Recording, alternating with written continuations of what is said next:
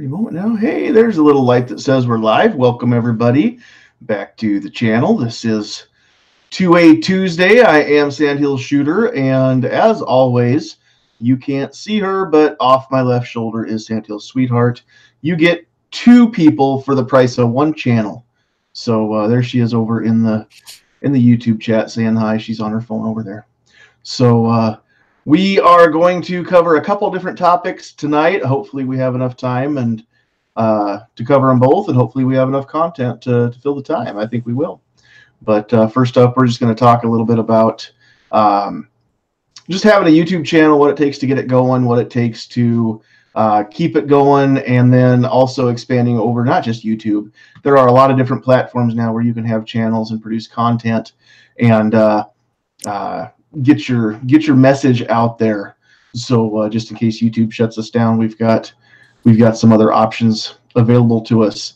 And then later on, we're going to talk about some stuff that I have seen come through social media and some things like that about specifically The View, but other shows too, and how they spew a lot of leftist stuff that people don't like, and a lot of people are calling for them to just be pulled off the air because of the crap that they talk about. So we'll cover that here in a little bit too.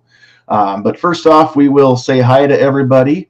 We are getting a few people joining us over on the gun channel side. Looks like we've got David Bowling in the house. We've got G-Webs over there and myself. So hopefully we have a few more people find us on the gun channel side.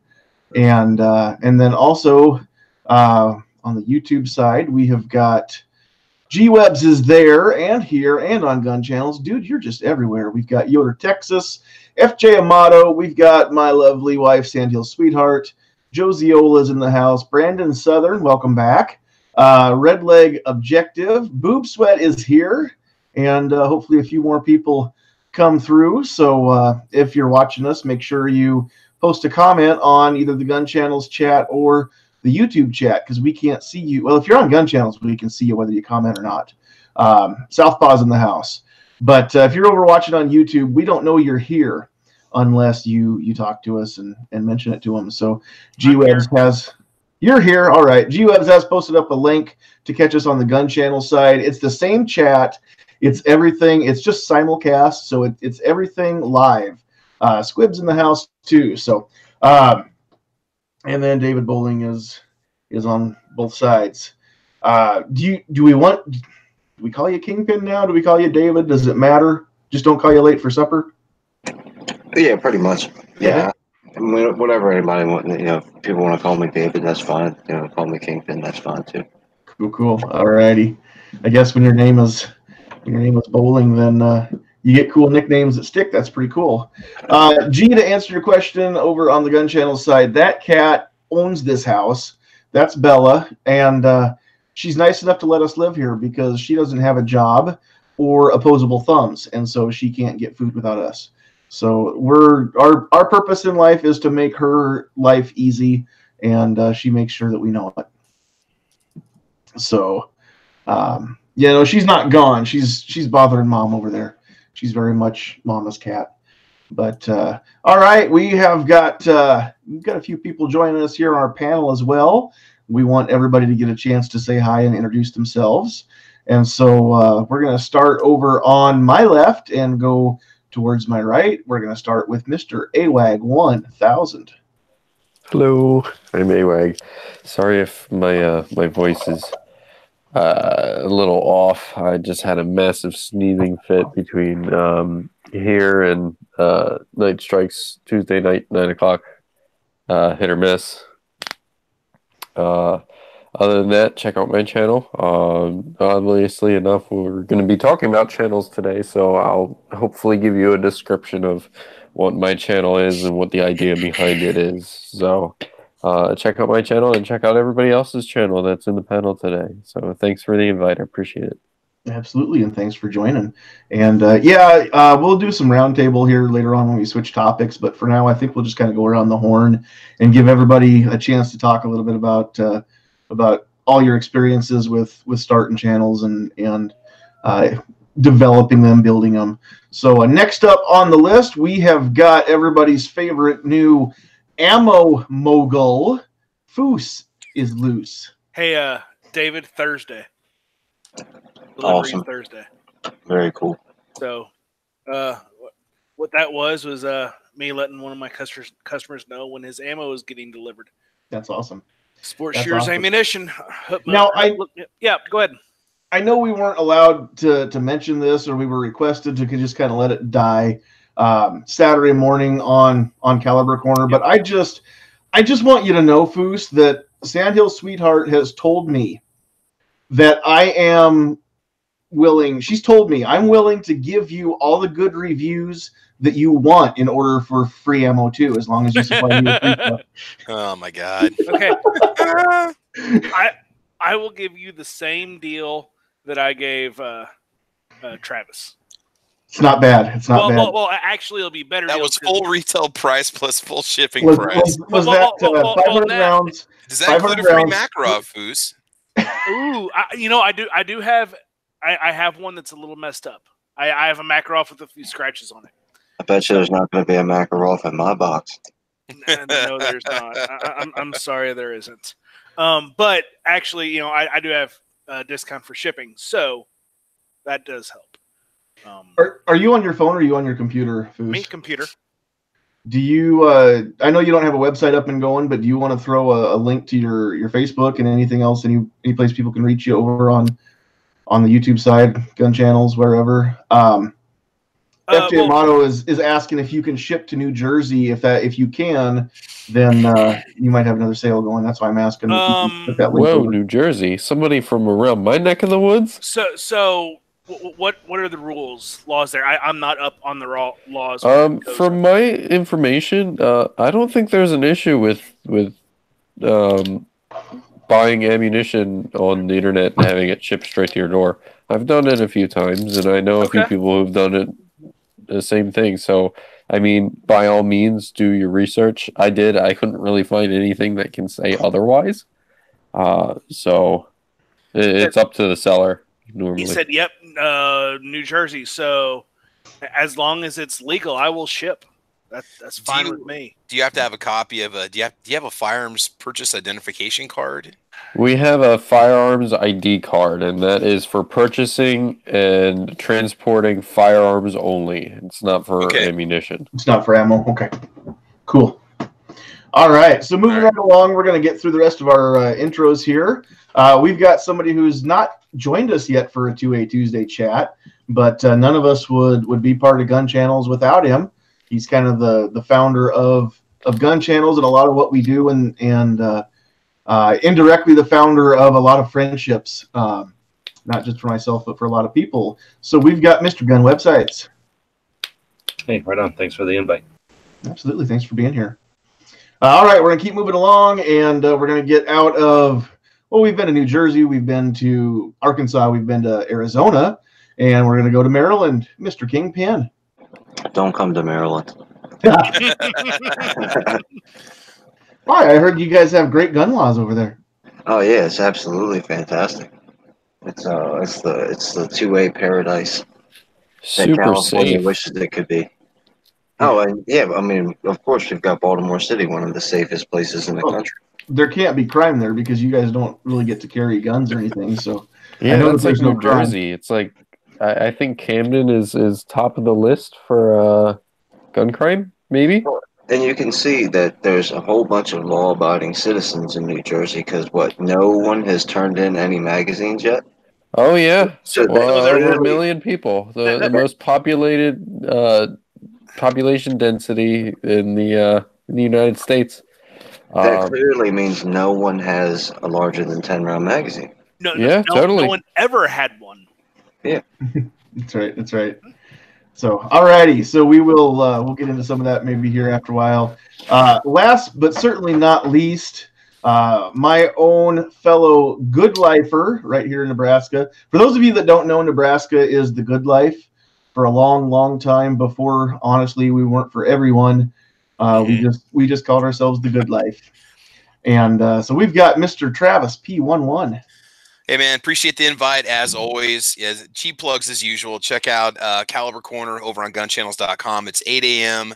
Central Time, Saturday mornings, and you can check out a lot of the people on this panel are on that show. It's always good to have them over there and good to see everybody over there. So thanks for the invite, man. I appreciate it. Yep, you betcha. You betcha. All right. And also, as always, thanks for joining us. Like I always say, you know, Night Strike says you're his unofficial co-host whenever Smeggy's not around, which is a lot lately. But, man, you're as close to an official co-host as I've really got besides Sandhills Sweetheart being with me here. So, all right, man. So, man, it's we've had some adventures hunting recently and stuff. And I tell you what, if you're looking for a channel with not just good content, but put out by a good guy, Travis P11 is your guy and your channel. So thanks, man. Appreciate it. Really do. So, and he does great reviews for a price. He does great reviews for a price. Most of them are done on his tabletop or on his countertop. I'm waiting to see the countertop review of the countertop or the tabletop review of the tabletop. But if you do a tabletop review of a counter and a countertop review of a table, that could be even more fun. I was going to do a shooting bench tabletop review. Remember, that was my first. I'll just start reviewing furniture. We'll start off with a nice ottoman, and then a lazy boy, and then work our way into other pieces. Yeah, there you go. Furniture channel won't get demonetized. So you could just sit. You could just sit on top of the table and do a review. I might just do that. That's not a bad idea. That's not killing two birds with one stone. That's right. Yeah, that's right. Just look at all these ideas already. So okay, we're gonna get into a little bit of just everyone's experiences. Wow, you're making me dizzy. I can review my table right now. I can flip my camera around on my Chromebook 180 degrees. Yeah. Wow, look at that wood grain, man. For a little bit until your support goes out. Yeah. There we go. That's exactly right. That's exactly right. So, okay, we'll go backwards and we'll let Travis start off. Pressure. Start the ball rolling. Yeah, no pressure. I didn't warn you. Just as far as, you know, what it takes to get started making some content, you know, what did you do when you got started versus, you know, what you do now, and, you know, just tips and tricks. It can, you know, we'll cover maybe some stuff about as far as specific equipment here in a little while, but just, you know, tips and tricks as far as, you know, getting rolling. If somebody's out in the chat and is, you know, maybe they've got an account so they can make comments, but they've never put out content before or turn on their camera, you know, what advice can we give to help bring more people into the fold? Well, I mean, you don't have to have expensive equipment to get started. I made my first video with my wife's iPad Touch that was duct taped to a tripod when I did my Ruger 9E review, and I didn't even know I could turn the phone sideways.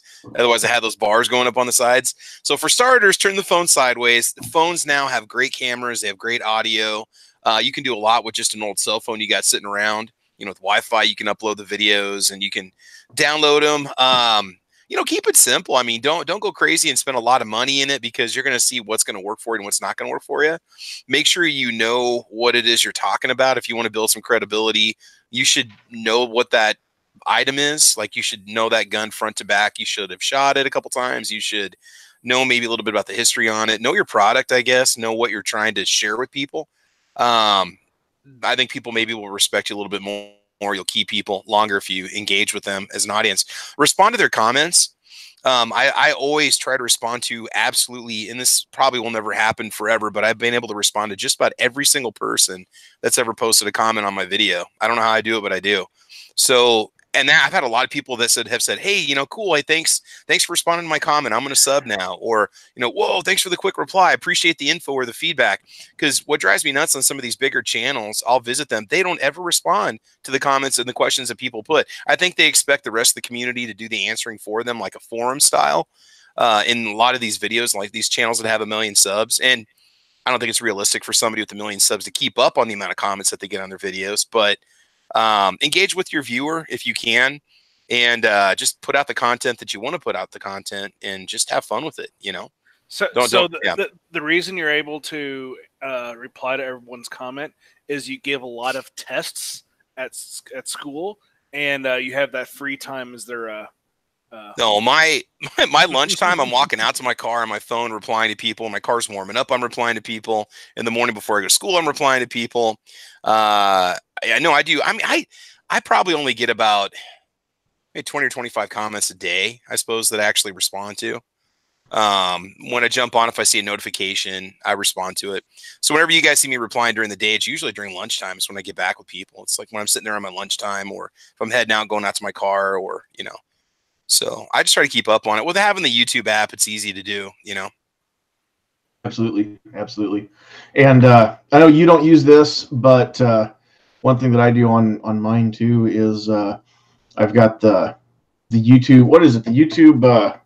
So Creator Studio. Creator Studio. Yeah, I got that. Yeah. YT Studio app on my phone, and I've got some push notifications that come to me when I get comments and such, and I can not only reply to the comments, I can, you know, thumb them up, I can like them from the channel, you know, I can do I can edit videos, tags, I can monetize or demonetize, I can switch a video from unlisted to public or private or whatever. You can do a lot of stuff from that YT Studio app.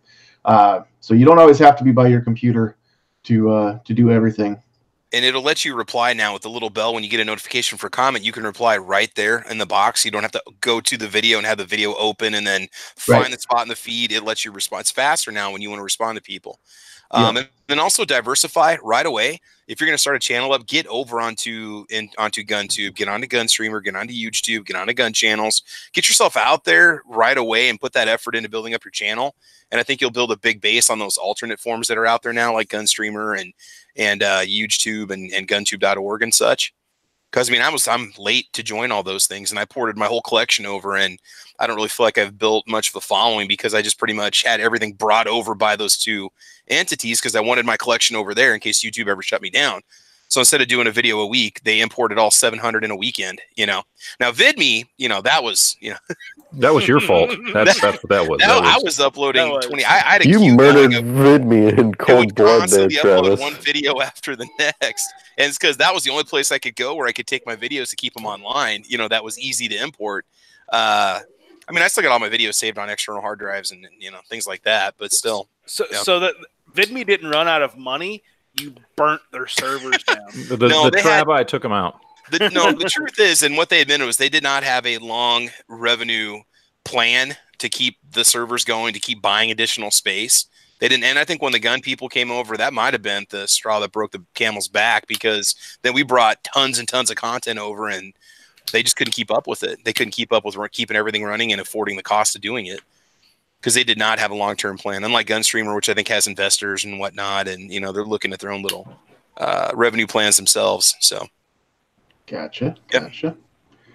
Cool. All righty. So we will move over. We've got Mr. Never Enough Ammo in our chat with us now, so we'll give you a chance to say hi, and then also what I was asking, and I'm going to kind of go through around the horn for this part, is just things as far as when you first get started with a channel, whether it's YouTube or gun channels or all of them, you know, all the platforms. What do people need to know as far as some tips and tricks just to get started? What did you start with versus, you know, kind of how things have grown? So you started at the beginning. Yeah. No, I started. Well, for me, I mean, I just started. I had a little JVC camcorder that I'd gotten for Christmas one year, and I used to sit in my dining room, which also happened to be where my computer was, and I would set the camera on the bar. It was at the right height, whereas if I was sitting in my chair, it would point at my face, and then I would either do that or do the shaky cam videos of guns on my couch or my dining room table or something. Of the first videos that Matt had, man, he had a full set of hair too. Sure did. Well, that was almost a decade ago, but at this point, so 9 years and counting. But you know, I think the important thing is to. I mean, I don't know. Everybody's path is different, right? But just start doing something and just be consistent with it. And I think that's a big thing. If you're not consistent, and if you're not engaging with people by whatever means possible, like when I first started on YouTube, really, I mean, Facebook was a thing, but nobody really cared. And nobody was communicating through Facebook outside of your, you know, maybe some of you people in your family, or if you were in college, right? And there was, you know, Twitter was a thing, but again, you could only know so many characters. So, I mean, the communication was all via the comment section of the videos that you put out. And there used to be a time, and this has been a long time ago now, where, you know, I had the time then, so I wasn't working. You could go through and I was answering, I was commenting something to every single comment that came in on every single video all the time. And I did that for about the first 2 years at least that I was on YouTube. And then after a while, you get big enough and people ask enough questions, you can't do that anymore. And plus, you're having conversations with people again via other paths and stuff. But you gotta figure out a way to engage with your audience. And a lot of the cool thing about that today is live chats are something that are a great way to engage with your audience on a personal level. You can have, you know, however many people come and you know, if you're doing videos and you're doing, you know, at least one live chat a week, and you're talking to your audience, that can really put that connection out there to where, because, you know, I mean, and different people do their channels different ways. And we were talking about this last night with Travis.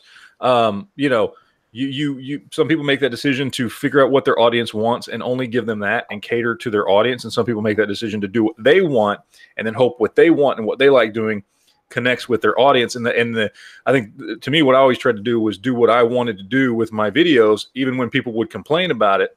I still to this day get complaints all the time. Do more gun videos. You're a gun channel. Well, no, I've never been a gun channel. I was never a gun channel.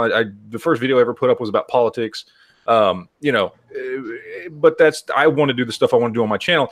And then when I do live streams and when I do all the different things and when I do answer comments and when I talk to people on Facebook and all that kind of stuff, that helps to get that interaction where people understand the difference between, and understand me on a level of, you know, I am creating the type of content I want to create, and I want to have real conversations with people and talk about real things.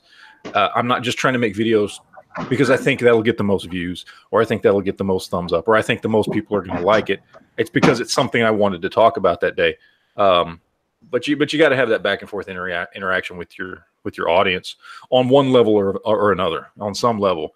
And now it's, you know, nowadays it's good to be on Facebook and Instagram and Twitter and YouTube and gun streamer and YouTube and gun channels Twitter. And everything, right? Screw Twitter. Yeah. Jeez. Well, I don't know. I barely use Twitter. Real quick, I just want to shout out on the YouTube side, we've got Joe Smith with us. Speaking of commenting on videos, that's actually how Joe got here and is watching us now, is because of a comment that he had put up on a video I had posted. And I can't always get to everybody's comments, but you know, he said some really constructive, really supportive stuff. And so I definitely wanted to shout him out. Thanks for joining us. I guess he's already in bed, so he'll hang with us as long as he can. We're talking about, Joe, we're talking about what to do to get started, or you know, how some of us got started, and then just maintaining a channel, whether it's on YouTube or gun channels or whatever. Then later on, we're going to talk about some of the nastiness that happens on The View and other TV shows, and if they should be silenced. So hopefully you can hang around. If not, catch us in the morning on the replay, Joe. So thanks for joining us. Alrighty, so we're going to move along and let a few other people chime in too. Real quick, just to say hi. We've got a couple people that just jumped in here, so we'll let Obnoxious One say hi to everybody. Hi to everybody. And then also we've got Gizzard Gary with us. Howdy, howdy, howdy. Thanks for the invite. You betcha. You betcha. All right. So I'll come back around and catch a couple of you. But David, you are next up on the list as far as, you know, just kind of getting started. I know you don't have a ton of videos out, but you're making more and more all the time. It kind of seems like it's kind of snowballing for you. So what are your experiences? Well, I actually got pretty lucky. You know, I watched all your guys' videos and, you know, commented and watched the live streams and made some pretty good connections. You know, people I would call, you know, friends of mine. And watching Travis's videos and like Ghost would always say, you know, turn your camera on, you know, go out and do something. And, you know, G-Webs always says at the end of his videos, maybe this will inspire you to go do something. So one day I just decided to give it a shot. And thankfully, you know, everybody was really cool to me, and a lot of people been watching my videos and leaving comments, and you know, it's been a pretty interesting ride, and I'm kind of surprised that it's worked out the way it has. Cool. Alrighty. Yeah, it's kind of neat to see. I mean, I know that you watched a lot of people's videos, but like I've said before, Kingpin was back when he was just David Bowling and no Kingpin involved yet. David would almost always show up anytime I would go live, even if I just turned on the camera driving down the road and said nothing whatsoever worth hearing. David was almost always with me. So you've been a supporter of our channel, among others, and I'm proud to have you on our panel. It's been fun. So, all right, moving right along. I don't know, you've been doing this so long, G. I don't know if you can remember back to when you first got going.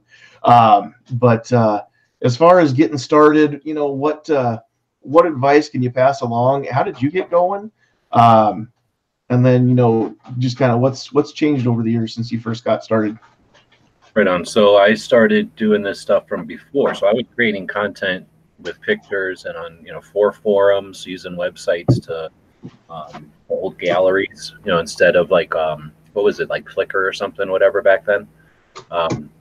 So when YouTube started, it was a place that you could put video for free. And that was a big deal back in the old slow internet. To have large files hosted for free was a useful service, right? So we were exploiting it in a forum. I think my first video was probably me doing a screen capture of a screensaver on my desktop, which is a bunch of gun pictures that went by. And then my second video was, you know, how when you take the wood off the gas tube of an AR or of an AK-47, how that the wood part comes off the metal. I always had to describe it like, you know, you're trying to rev a motorcycle. You hold the one part in your one hand, the metal in your one hand, you'd hold the wood in your other, and you, like if you're throttling a motorcycle or something, you know, just twist it off of there. So I made a video to describe that, so it was more clear. And I think it was like 13 seconds long or something. So anyway, that's when I started, and that's what I was going to say is we started when I'm glad you mentioned it. It's more than just YouTube, because when we started on YouTube, it was cameras that was digital cameras that could do like burst video, moments of video, and video. And there was a lot of kicked in the balls or a lot of kitten videos because of that, because you could only do a couple of minutes, a couple of moments of video. And then as it developed or whatever, channels developed, right? So at first it was what the technology could do, and then once the technology could do almost anything, it was a little bit more developed. And then we've had influences from politics and from other things, but I think Matt and Travis both kind of hit on points I would hit on. I'd only add, if you're I mean, we can go on forever. Like I said, I've been doing this for a while, and I guess I've seen a lot of people leave, get off on the sidelines and get discouraged. And then I've seen people like Matt, who's been having a great time for 6 years live. Crazy amount of time, because he's having fun with it. And think of how many people Matt has brought into the realm of being comfortable with it and then going forward. It would be interesting to see a list of all the people that are now established channels that first poked their first toe into the water of live on Matt's chat. It's a lot. You know, I don't know if you ever heard me say this. I've said this before on a lot of different chats, mine included. But part of the reason why there is a Sandhills Shooter channel is, I mean, first of all, when I first got into watching YouTube videos after I bought my first pistol, I don't even think I had my concealed permit yet. I was looking up holster videos, other gun videos, stuff like that. Came across this guy that used to do a lot more reviews, some Yankee Marshal dude. Found out he did a live show every other Thursday, and these other two guys were in that with him. And I got to listen to those guys and actually, you know, liked what they had to say too, and started watching their videos, their channels. For those of you that don't know, that's G-Webs, and that's Never Enough Ammo. And started watching Matt's Wednesday Night Chats. Saw this guy that was from Nebraska, Travis P11, and reached out to him and talked to him a little bit. And eventually I kind of showed up enough and talked on the side that Never Enough Ammo knew me at the time, knew me as Triple D. I had a different name back then. I switched it right before Tulsa. But I think Matt let me in a couple times to a live chat once or twice, and at least he would read my comments if I. Yeah. Well, I remember it took me a minute when Travis said he's bringing, because the first time he told me he's like, oh, I'm bringing Triple D. I was like, oh, cool. I was like, I know him. And then when y'all were there, and it was like y'all were saying Sandhills shooter. I'm like, who the fuck is this guy? I mean, because I don't know if it's YouTube. Don't just change your name and expect people to know who you are. I even made a video about it that nobody saw because nobody knew me at the time. I think going into Tulsa, I had 25 subscribers. And I think walking out of Tulsa or driving out of Tulsa, I had 40. I mean, there were a few people, that we found just from all meeting up. And I think we had around 20 people there. Yeah. So I gained a few subs, and then that video that I shot before we loaded the car up and drove home, that one for whatever reason took off like wildfire, and a lot of people subbed to me that apparently don't get the notifications that we're live, because I've got 1,200 plus, almost 1,300 subs, and there's 31 people watching. So, but I know a lot of people catch this on the backside too. So yeah, G, without you doing what you do and getting everybody else into this, I mean, I don't think any of us would really be doing as much as we do probably on this panel. Maybe it would be called something else. Somebody else would have done it, but yeah, it's you guys had the interest and the interest to collaborate. And you guys had the inquisitiveness to check out how to do it online. So yeah, I mean, it happened to be with us, but yeah, I mean, you guys are doing all the work. Let me throw this out though. I wanted to conclude with when you're talking about channels, just because we're talking general channels. If someone's interested in being part of it all, you don't have to be an expert. I think Travis had said something about knowing the subject matter, and that's totally valid. But on the other side, you can come at it with, I don't know about XYZ. Can you, the people watching this, help me learn this? And that's a totally valid way to get a conversation going and create a channel where you just maybe bring experts together or people that are, experienced together. I just want to throw that out there, that you can come at it with almost no knowledge and still be a part of the conversation. Oh, I'm living proof that you don't have to know what you're talking about to have a YouTube channel or any other social media. I was thinking more like if you're going to make a recommendation for something, you probably should know it because people are going to ask you questions about it. And I'm thinking like a gun, Yeah. Trying to. Well, no, what you're saying is totally legit. Say, hey, I want some help on this. Please tell me where should I go and build a community from it. But being fake and being like, oh, I know all about this when you barely know how to describe it. Yeah, that's apparent. Yeah, if you don't have the ability to say, yeah, I don't know that. I don't own one of those and never played with it. Don't know anything. Then you probably have an ego problem. I will just say that. Be willing to admit when you don't know what you're talking about a particular thing, and people will appreciate it more, because then when you say you do know about something, it means more. And that's true, because I've made a couple mistakes in my videos, and in the comments section, people have corrected me, and nobody's been a jerk about it. They are actually really cool about, hey, I just wanted to let you know you made a mistake here. This does this, or that's not what it's called, or nobody's busted my back over it. So you've run into the nice internet. I don't know them. Well, thankfully, I come from the internet where if you mispronounce a foreign word, they call you I know. Well, most of the people who watch my videos are like the Gun Channel's crew. So okay, yeah, they're all that's the good internet. So I do have to say something real quick. I'm gonna call BS on G-Webs here real quick, because he's totally making something up that's just not true. Were it not for G-Webs, I would not be doing live chats. The first time I ever went live on anything was when he went live on Blog TV. He discovered this new website, Blog TV, long before. This was in 2011. This was long before there was Google Hangouts or any of this stuff. And he said, hey, I found this thing. It's this cool site. Does anybody have a webcam and want to hop on with me? And I was the only idiot that said, sure. And we sat there and talked for a while back and forth. And then I thought it was really cool. So I made a video telling people, hey, there's this website called Blog TV. What would you guys think if we did like a live chat once a week on Wednesday nights? And I don't know, couple hundred subscribers at the time or whatever it was. I don't remember what it was. Well, I'd been on YouTube for a year, so I probably had like 1,500 or something. And they were all like, yeah, that sounds great. And so that's where Wednesday night started. And that's because of G-Web. So he's got to take a little credit for that. I don't need credit, just payment. Capitalist society. Everything is for money.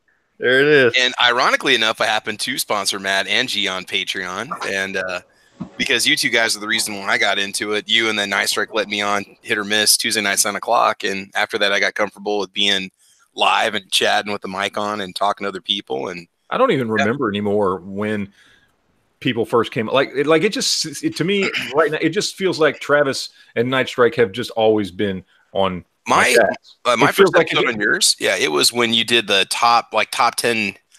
I was like combat arms or combat weapons, or it wasn't milsurps. It was a top 10 countdown because we had to share with us. I think it was NFA, top 10 NFA firearms or something like that, or military firearms, combat firearms that you would get that are not normally available to civilians. That sounds like something. It was a couple of years ago. So I think it was a Monday night chat before you split it into Monday and Wednesday, because it was still a Walking Dead chat time, but then we would do gun chat also. Yeah. Well, no, I mean, it was probably during, there was a period of time, we don't do it as much anymore because there's so much geek entertainment, but there was a period of time when if Walking Dead wasn't on, we didn't talk about a lot. If it wasn't on, we would talk a little bit of stuff here and there. We didn't used to go geek deep a couple years ago. The Monday night chats was Walking Dead, and then any other Sunday night shows like Game of Thrones or Westworld or whatever, and that was it. And then we have since delved into, which is partly your fault, by the way. You came on the show and we started talking about old toys and stuff. Oh yeah, that's true. Travis and Angry and Heavy, when you guys came in and could like keep up with Matt and his nerdness. No, seriously, because nobody else could. Nobody else could keep up with all the TV shows I watched and the toys and the 80s stuff and all that other stuff. And that's when Monday night grew into a full 2-hour chat about all things geek. No, it takes 3 grown men and all the time they have to keep up with Matt. But well, it was the time we had as children that we can just relate again as grown men, to there you go. play with the toys. So yeah. Sorry, I feel like I'm corking John too, now. There's so much stuff that you talk about in the geek chat that I have no experience with, so I generally just try to catch the Wednesday night ones. As long as people aren't trying to argue and talk over each other, and I don't have to shut them off anyway. So, all right, we're going to keep moving along here, and we've got Gizzard Gary. So everybody's just kind of, well, ideally, until Matt just takes over, everybody's kind of talking about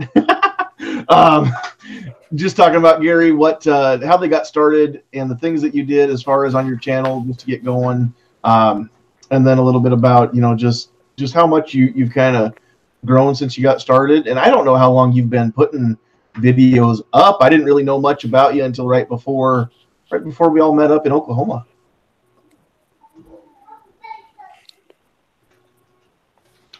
You talking to me? I was, yeah. Oh. Well, I got started about 1.5 years ago. But before that, I spent about 2 years on various gun forums and stuff like that, mostly like the Taurus gun forum and stuff like that. And I watched a lot of videos. I never, ever dreamed I would make one. And then something, I watched enough of Yankees chats with this guy Matt here on there and G-Webs. And they kept saying, come over to Gun Channels and check it out. So finally, I jumped on there. I finally figured out how to get signed on and everything there. I jumped into a live chat, and everybody told me, Clover was in there, and he said, well, you guys need to, turn on the camera and create a video. And it's like, who's going to watch me? But I got brave and did a couple of them and eventually got comfortable enough doing it that I started to enjoy it. And it's kind of went from there. It's been slow for me. I haven't, had the 5,000 subscribers in 1 month like some people. But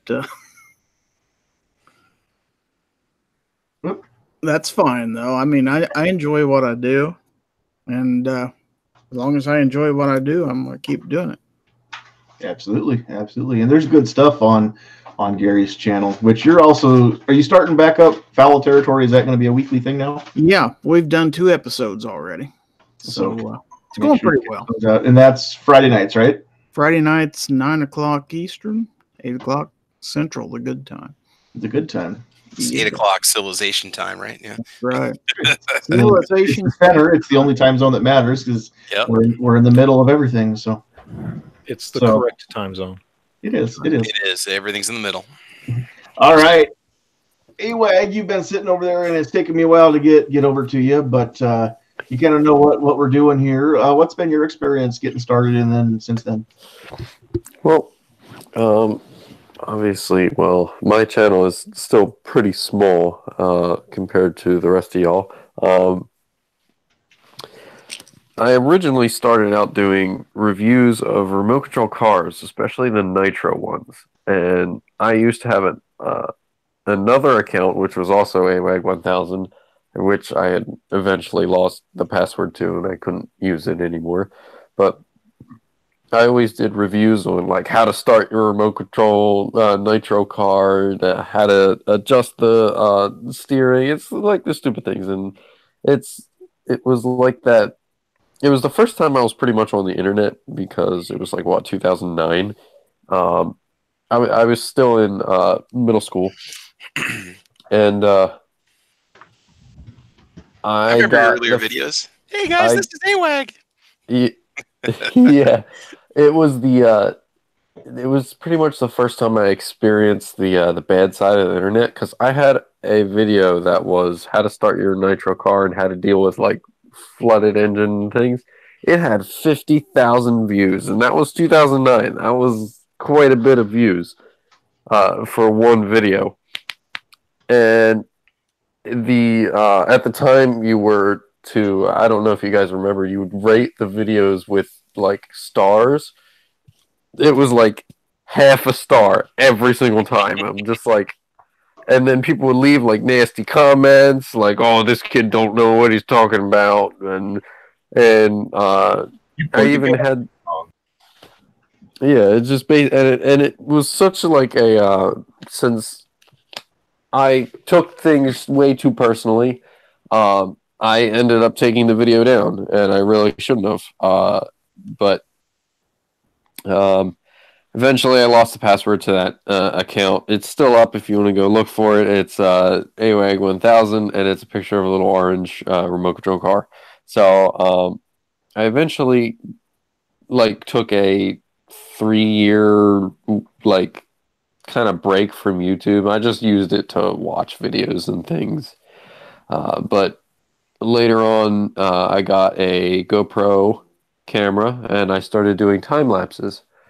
And the time lapse that I did for the first video on my channel that I have now was basically we made sun tea, and it was I just set it out in the sun. You can see the water changing colors and separating and all that kind of stuff. I thought that was pretty cool. And then later that year, I got into firearms, and the video right after the time lapse of the tea is actually the very first shots I've ever taken with any rifle ever, and it was my my Mosin M44 that I had bought a week earlier, and I took it to the range, and my uncle shot it, and I shot it, and it was a tons of good fun because it was my first rifle, and I wasn't expecting it to basically throw a huge fireball in broad daylight and basically kick like a mule. Oh, I thought it was good fun. And that pretty much sparked my entire love of firearms, and it completely how do you say it? I wouldn't say spiraled out of control, but it definitely exploded into what my channel is now. And then I got into cars, and for people that don't know me that well, I'm a car guy before I'm a gun guy. So I care about cars more than I do guns. But so that should tell you something for the amount of love I have for firearms. So, yeah, so that's pretty much where my channel is now. I just do it for me. I don't necessarily want to get a Patreon and beg for money per se. It's just not me. I just kind of do this for me, and have fun with it. Sure. Awesome. Yeah, it's been, it's funny how some of these stories are similar. and yet everything is still kind of different. It's been a wild ride, though, for most of us, I think.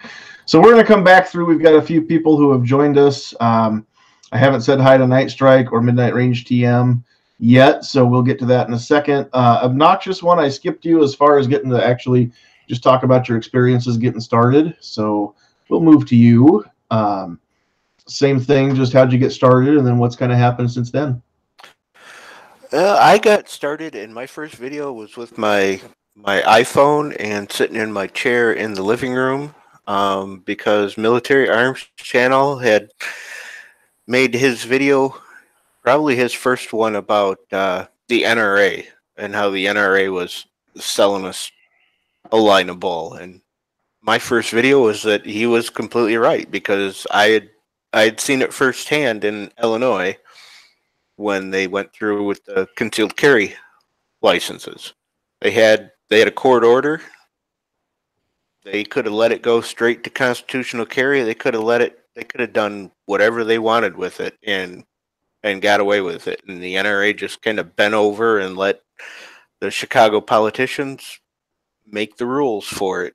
We ended up with 16 hours of training and live fire drill and no reciprocity to any other state. You can't get, I believe there's 1 or 2 states that have training that's similar enough that you can get an Illinois non-resident permit, and that's it. So that was my first video, and I went from there to the big success that I am now. Absolutely, absolutely. Arguably the biggest name in this whole panel, I would think.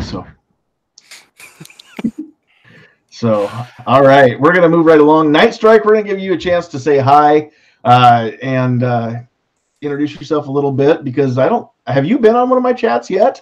Maybe. Yes, I've been on one of them. I didn't stay long, though. Okay, well, thanks for joining again. And then, yeah, same thing. Just talk about a little bit about your experiences getting started and kind of what's happened from there. And then I've got a few questions. I'm going to kind of just roundtable it after we get through this. So go ahead, sir. Well, here's the thing. I remember when Gary started doing videos, because I was in that chat with Clover, and Clover said it, and then I'm like, Gary, and me and Gary talked a bit after that, and I told Gary he really should start making videos, because he did have some up, and I liked what I saw, and I'd like to hear from his perspective. And and Travis is a crafty one. He pulled up that April Fool's 338 Nerf Pua on gun channels, and me and Smeggy saw that, and we're like, Smeggy's like, we got to have this guy on Hit or Miss, and we invited him, and well, we can't get rid of Travis now. Well, I was inspired by Nothing Fancy to make that video, so that's probably why it had such a mass appeal. I'm sorry, but even to this day, that 338 Nerf Pua video is golden. Dude, I mean, that one video we did after, that other one. Oh yeah, that one was a good follow up. Yeah, yes, yeah. I had fun making that one. Video. Yeah. So, I just had to mention that, because I remember when those guys, started doing stuff, and it's just like, wow, that was a long while ago, but we've been doing a lot of great videos since. And when I started doing videos a little bit after Yankee started doing his Shooting Left to Center podcast. Yeah, he had a few months on me before that, but I had called in at one point at the beginning of Yankees doing that, and I had emailed him, and he used a couple of my notes for one of his shows as well. But I started towards was it October of I think it was 15. I think that's right. Did Night Strike just say cover for Gary and Yankee Marshall? I'm pretty sure that's what he's trying to do. No, I'm not taking credit for anybody. I'm just mentioning that I remember when they decided they were going to start doing chats and whatnot, and it's awesome. And I remember it.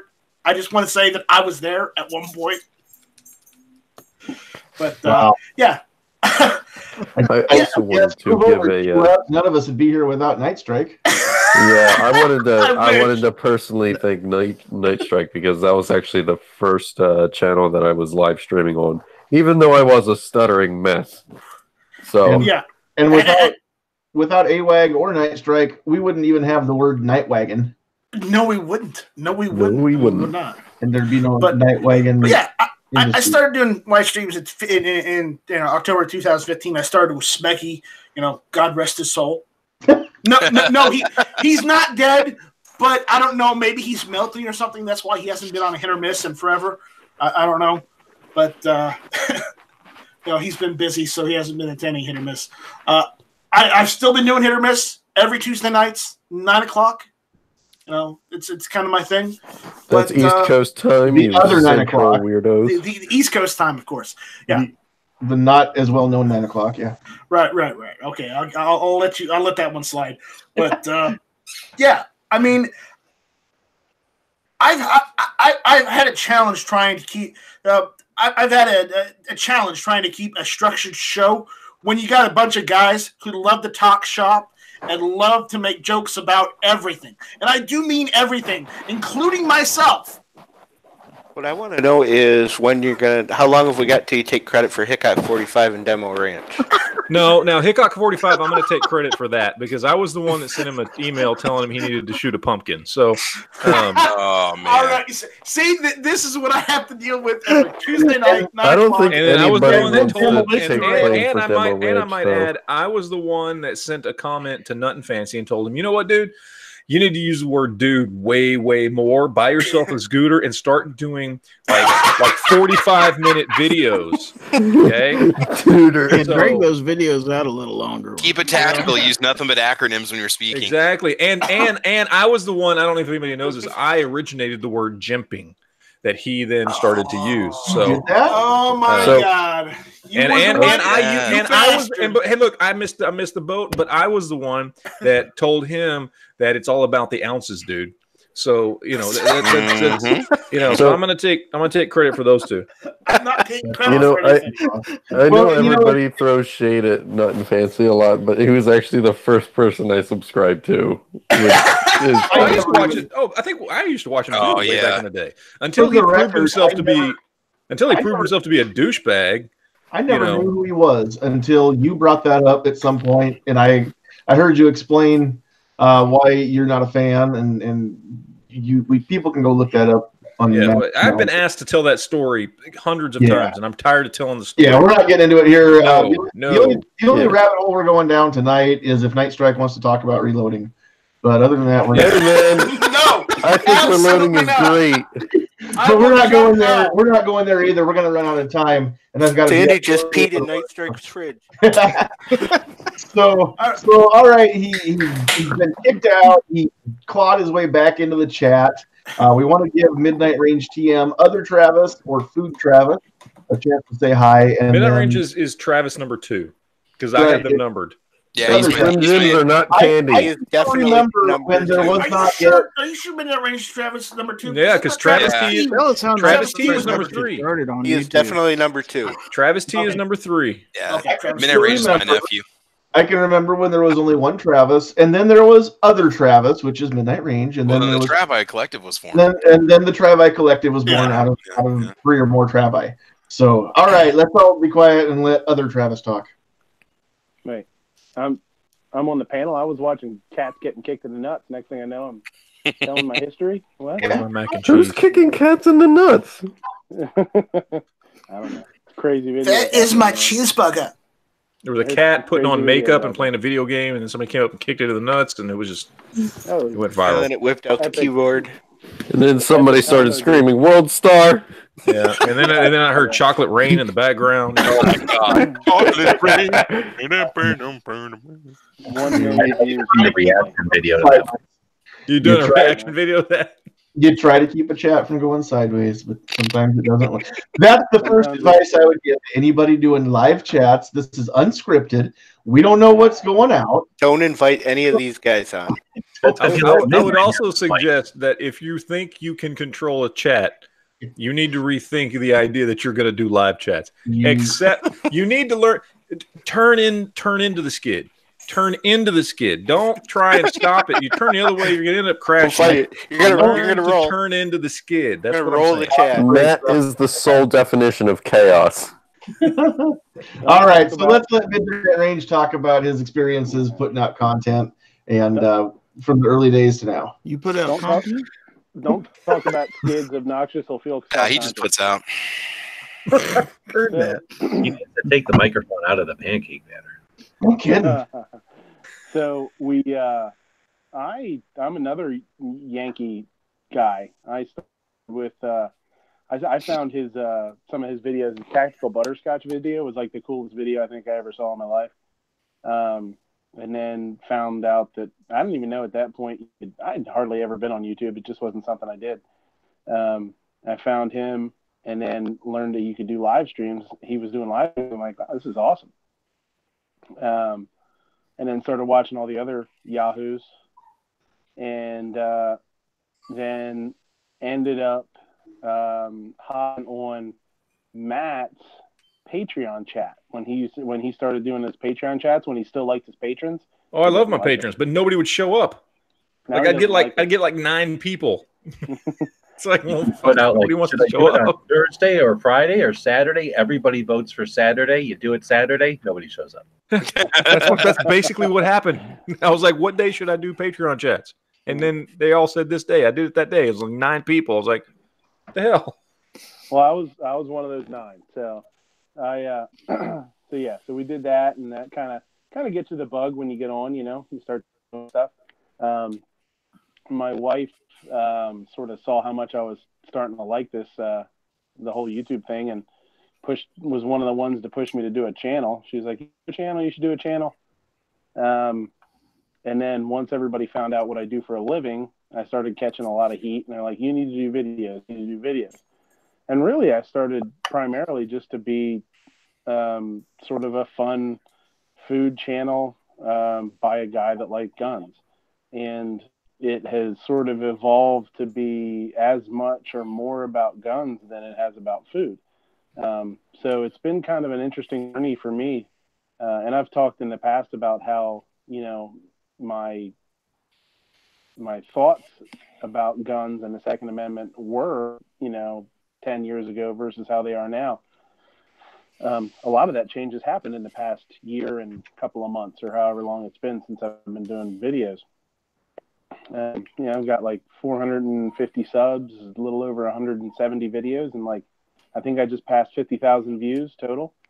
So, for somebody that's not trying to put out content to specifically get views and specifically to get viewers and subs, I'm super happy with that. My whole thing was I wanted to, and these guys, anybody will tell you, the only way to do this and have longevity in it is to do a channel with content that you like, stuff that's fun for you. And I've always set out to be kind of helpful, to do things that I think people would be interested in doing, or seeing and possibly trying themselves too. So, the interaction for me is really important. I love to hear that somebody did something, they make, I'll put out a video and a week later, I'll get a comment like, oh, we did it at home. Me and my girlfriend or me and my daughter did it. And man, she loved it. That's really cool for me. So, I think one of the things I've said too, that's really, really important is there is a spot for everybody, on, not just the internet, but on a place like gun channels, because the more variety you have on there, the better the platform or the better the site is. It's just, it's really interesting for people to come in and see such a diverse group of people that are all into different stuff. And it's neat to be part of it. And it's neat to be sort of a different section of that family. You know what I mean? It's cool. It is. Well, and that's one of the best things. And I've said this many times is that, when you're part of the gun channels community, whether you're watching videos on YouTube or watching them on gun channels or watching them gun stream or, GunTube, any of these platforms, they're one person might not be putting out content that you really care for, but there might be somebody else that's, more more your flavor, more your brand. And if you can't find somebody in gun channels who likes what you like and wants to talk about what you want to talk about, then you're not looking hard enough. You're not trying, really. So that's the best part. Some of these channels, like AWAG's not just a gun guy, he's a car guy. Matt talks about politics probably more than he does guns, especially on the videos. Not always the live chats, but the videos, it's almost always more politics and current events than it is about gun reviews anymore. And the videos that G-Webs puts out G makes a lot of stuff about how to and things like that. And if you haven't subscribed to the Gun Websites channel, you need to do that too, because there's some great information on everybody's channel that's in here, and you might learn something about food, you might learn something about technology from Travis, you might learn something about food from Midnight Range, you might learn something about heck, you might find somebody that likes more than one thing that you're into, and that's what's cool and what's brought us all together. Is we all agree on a lot of things. Some things we agree to disagree, and we all kind of rib each other as far as caliber shaming or Colt versus Glock or whatever. But we're all the same team, and at the end of the day, we all know that. G, you have something you want to throw in here? If we're done, I didn't want to, because I know you've had people jump in or whatever, but on this whole thing, you were asking, I guess, kind of really our experience as a channel and whatever. And, some of us have been around for the whole platform, really. Mm-hmm. And that's one of the things that's interesting after you take a bird's eye view of time-wise, like the whole platform. Like I kind of mentioned, it started off with the regular digital cameras that can do bursts of video. And then, now we've got phones. We've gotten to the really elaborate cameras. Then those came down to prosumer versions that we could have access to. And some channels really geeked out on production quality and everything. But there's influences on the whole thing with, I don't know, all kinds of political and sociological things that make the platforms more active at certain times. So different channels have had chances to grow through outside influences, right? But I think in the gun community, at least, I don't anticipate seeing a heck of a lot of the giant channels just come out of nowhere. But that's just a different internet, right? It's just a different YouTube or a different interaction, because what you guys are all kind of describing, one of the things you have in common with what you're describing is, I want to keep using the word intimacy with your subscribers. You understand who they are. They're human beings that and you have relationships based on the technology, the comments, the follow-ups, or I guess the text chats live, the follow-ups and comments, just hanging out on various platforms and little things like Poco Ghibli, kind of follow us around and we play with them.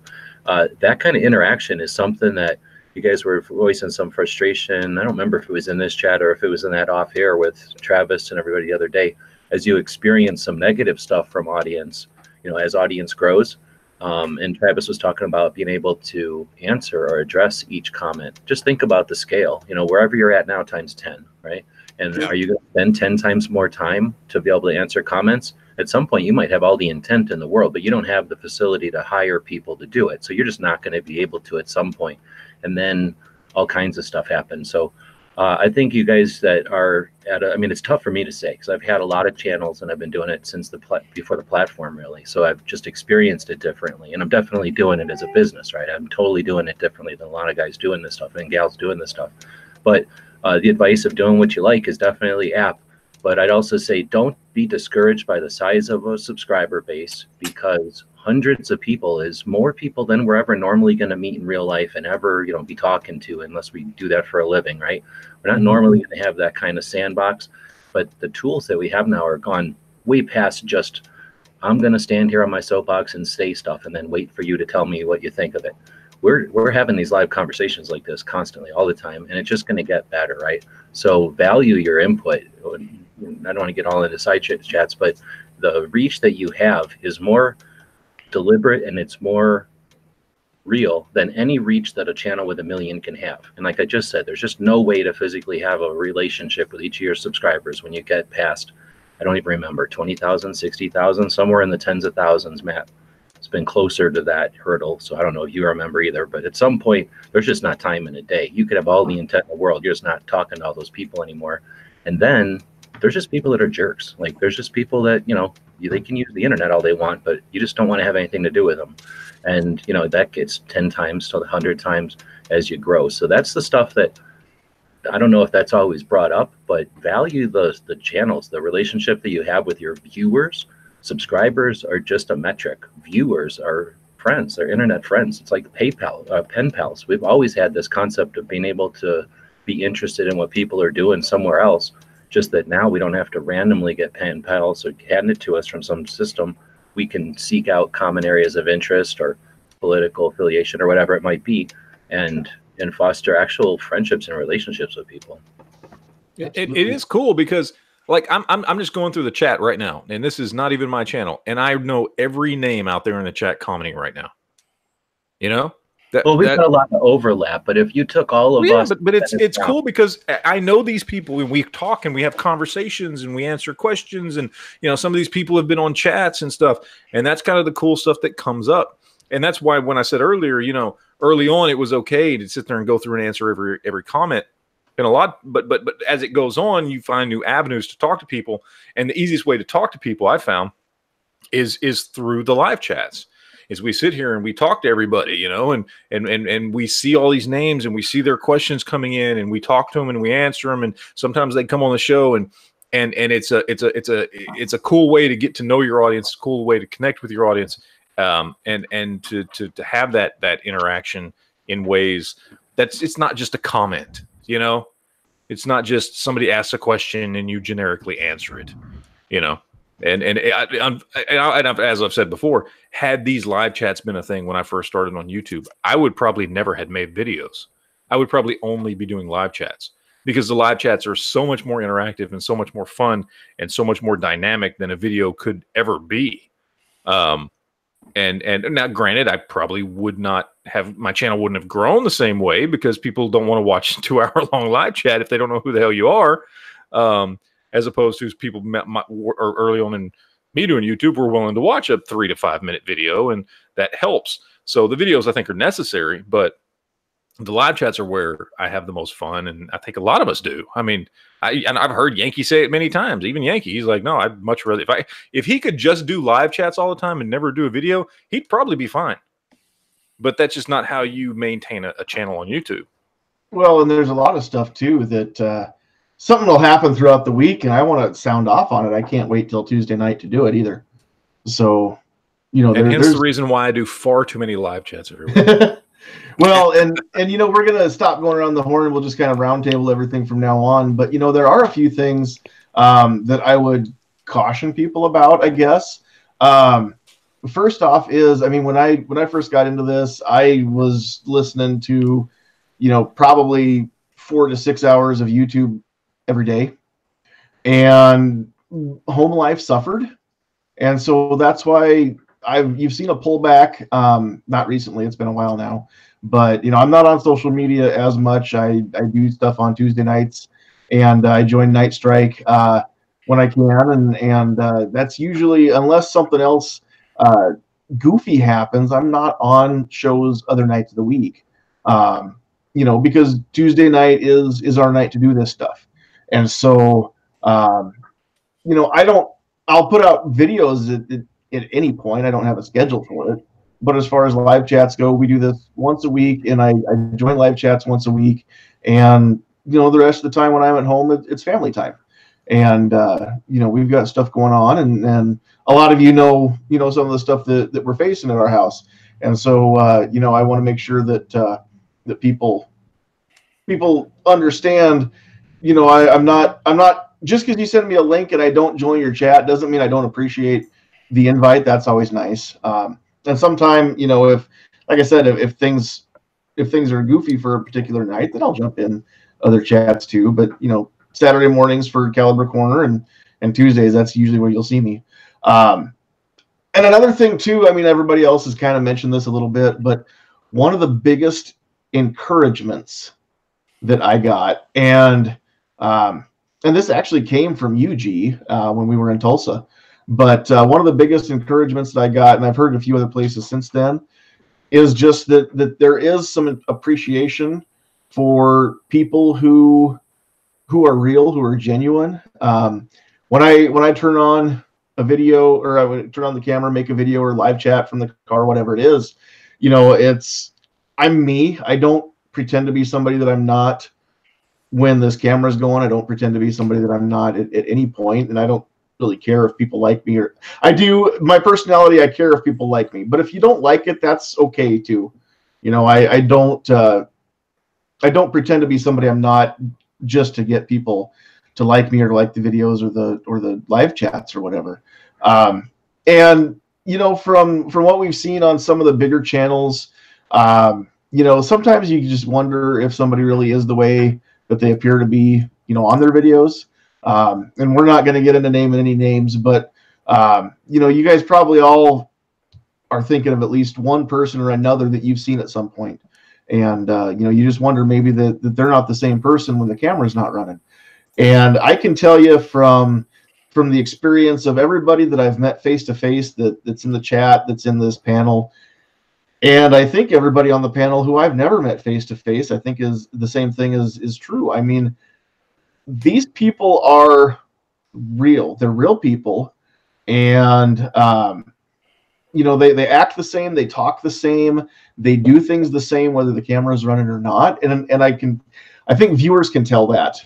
And if you keep it real and you're not chasing subs, you're not chasing views, you're just being honest with yourself and with everybody else, then I think that people respond better to that. And earlier in the chat, Joe Smith had mentioned, you know, nobody's ever shouted him out before, and he was impressed that, you know, that I remembered the comments that we had made. You know, it's only been a couple days. I'm not a big channel. I'm not anybody famous. And everybody who's in this chat, you know, our poop stinks. Nobody can say that it doesn't. Hey. Except Matt. Dude, mine is really bad sometimes. It reeks. No, man, Mike can clear out a huge building. All man. the vodka cleans out the smell. Wow. Oh. We all put our pants on both legs at a time, like everybody else. Well, I kind of struggle a little bit, but yeah. So what I'm saying is, you know, Joe, I appreciate that you appreciate that, but I'm nobody special that, you know, that you would expect I wouldn't care about you or remember you. So can I just say, hang on, this dude is special. Well, I have seen him at karaoke in person. Oh boy. Yes. I shared a hotel room with him one night. I just want to say, know you did. if you're he was not only was he there at he was our designated driver. Yeah. I mean, and not only did and we needed it, did we not, Travis? No comment, but, Mr. President. But we also sang. I honestly don't remember that. Room. It's a good thing that there were so many videos of that night. Yeah, because a couple of you and Travis wouldn't remember much. Night Strike was not drinking. I remember all the way up until we got back to about 30 minutes after we got back to your hotel room, and then at that point, I don't remember how. At that point, we were saying I got to bed or why my ass hurt the next morning. Oh, that I tell you what, Travis, you need to apologize to Matt for that part. I'm just saying. He started it. No, I didn't say I needed an apology. Oh, okay. My bad. He just wanted to know who to thank. I was there. He was just jealous I didn't snuggle with him sooner. That's all. I couldn't wait for Matt to leave so I could have Travis back. That's what happened to you guys. I was there when Night Strike introduced both Matt and Travis to alcohol. Oh. Good. When did that happen? That was right after Al Gore asked Night Strike how to invent the interwebs. Yes, exactly. Right. And that was right after John Moses Browning asked G-Webs how to make a perfect gun.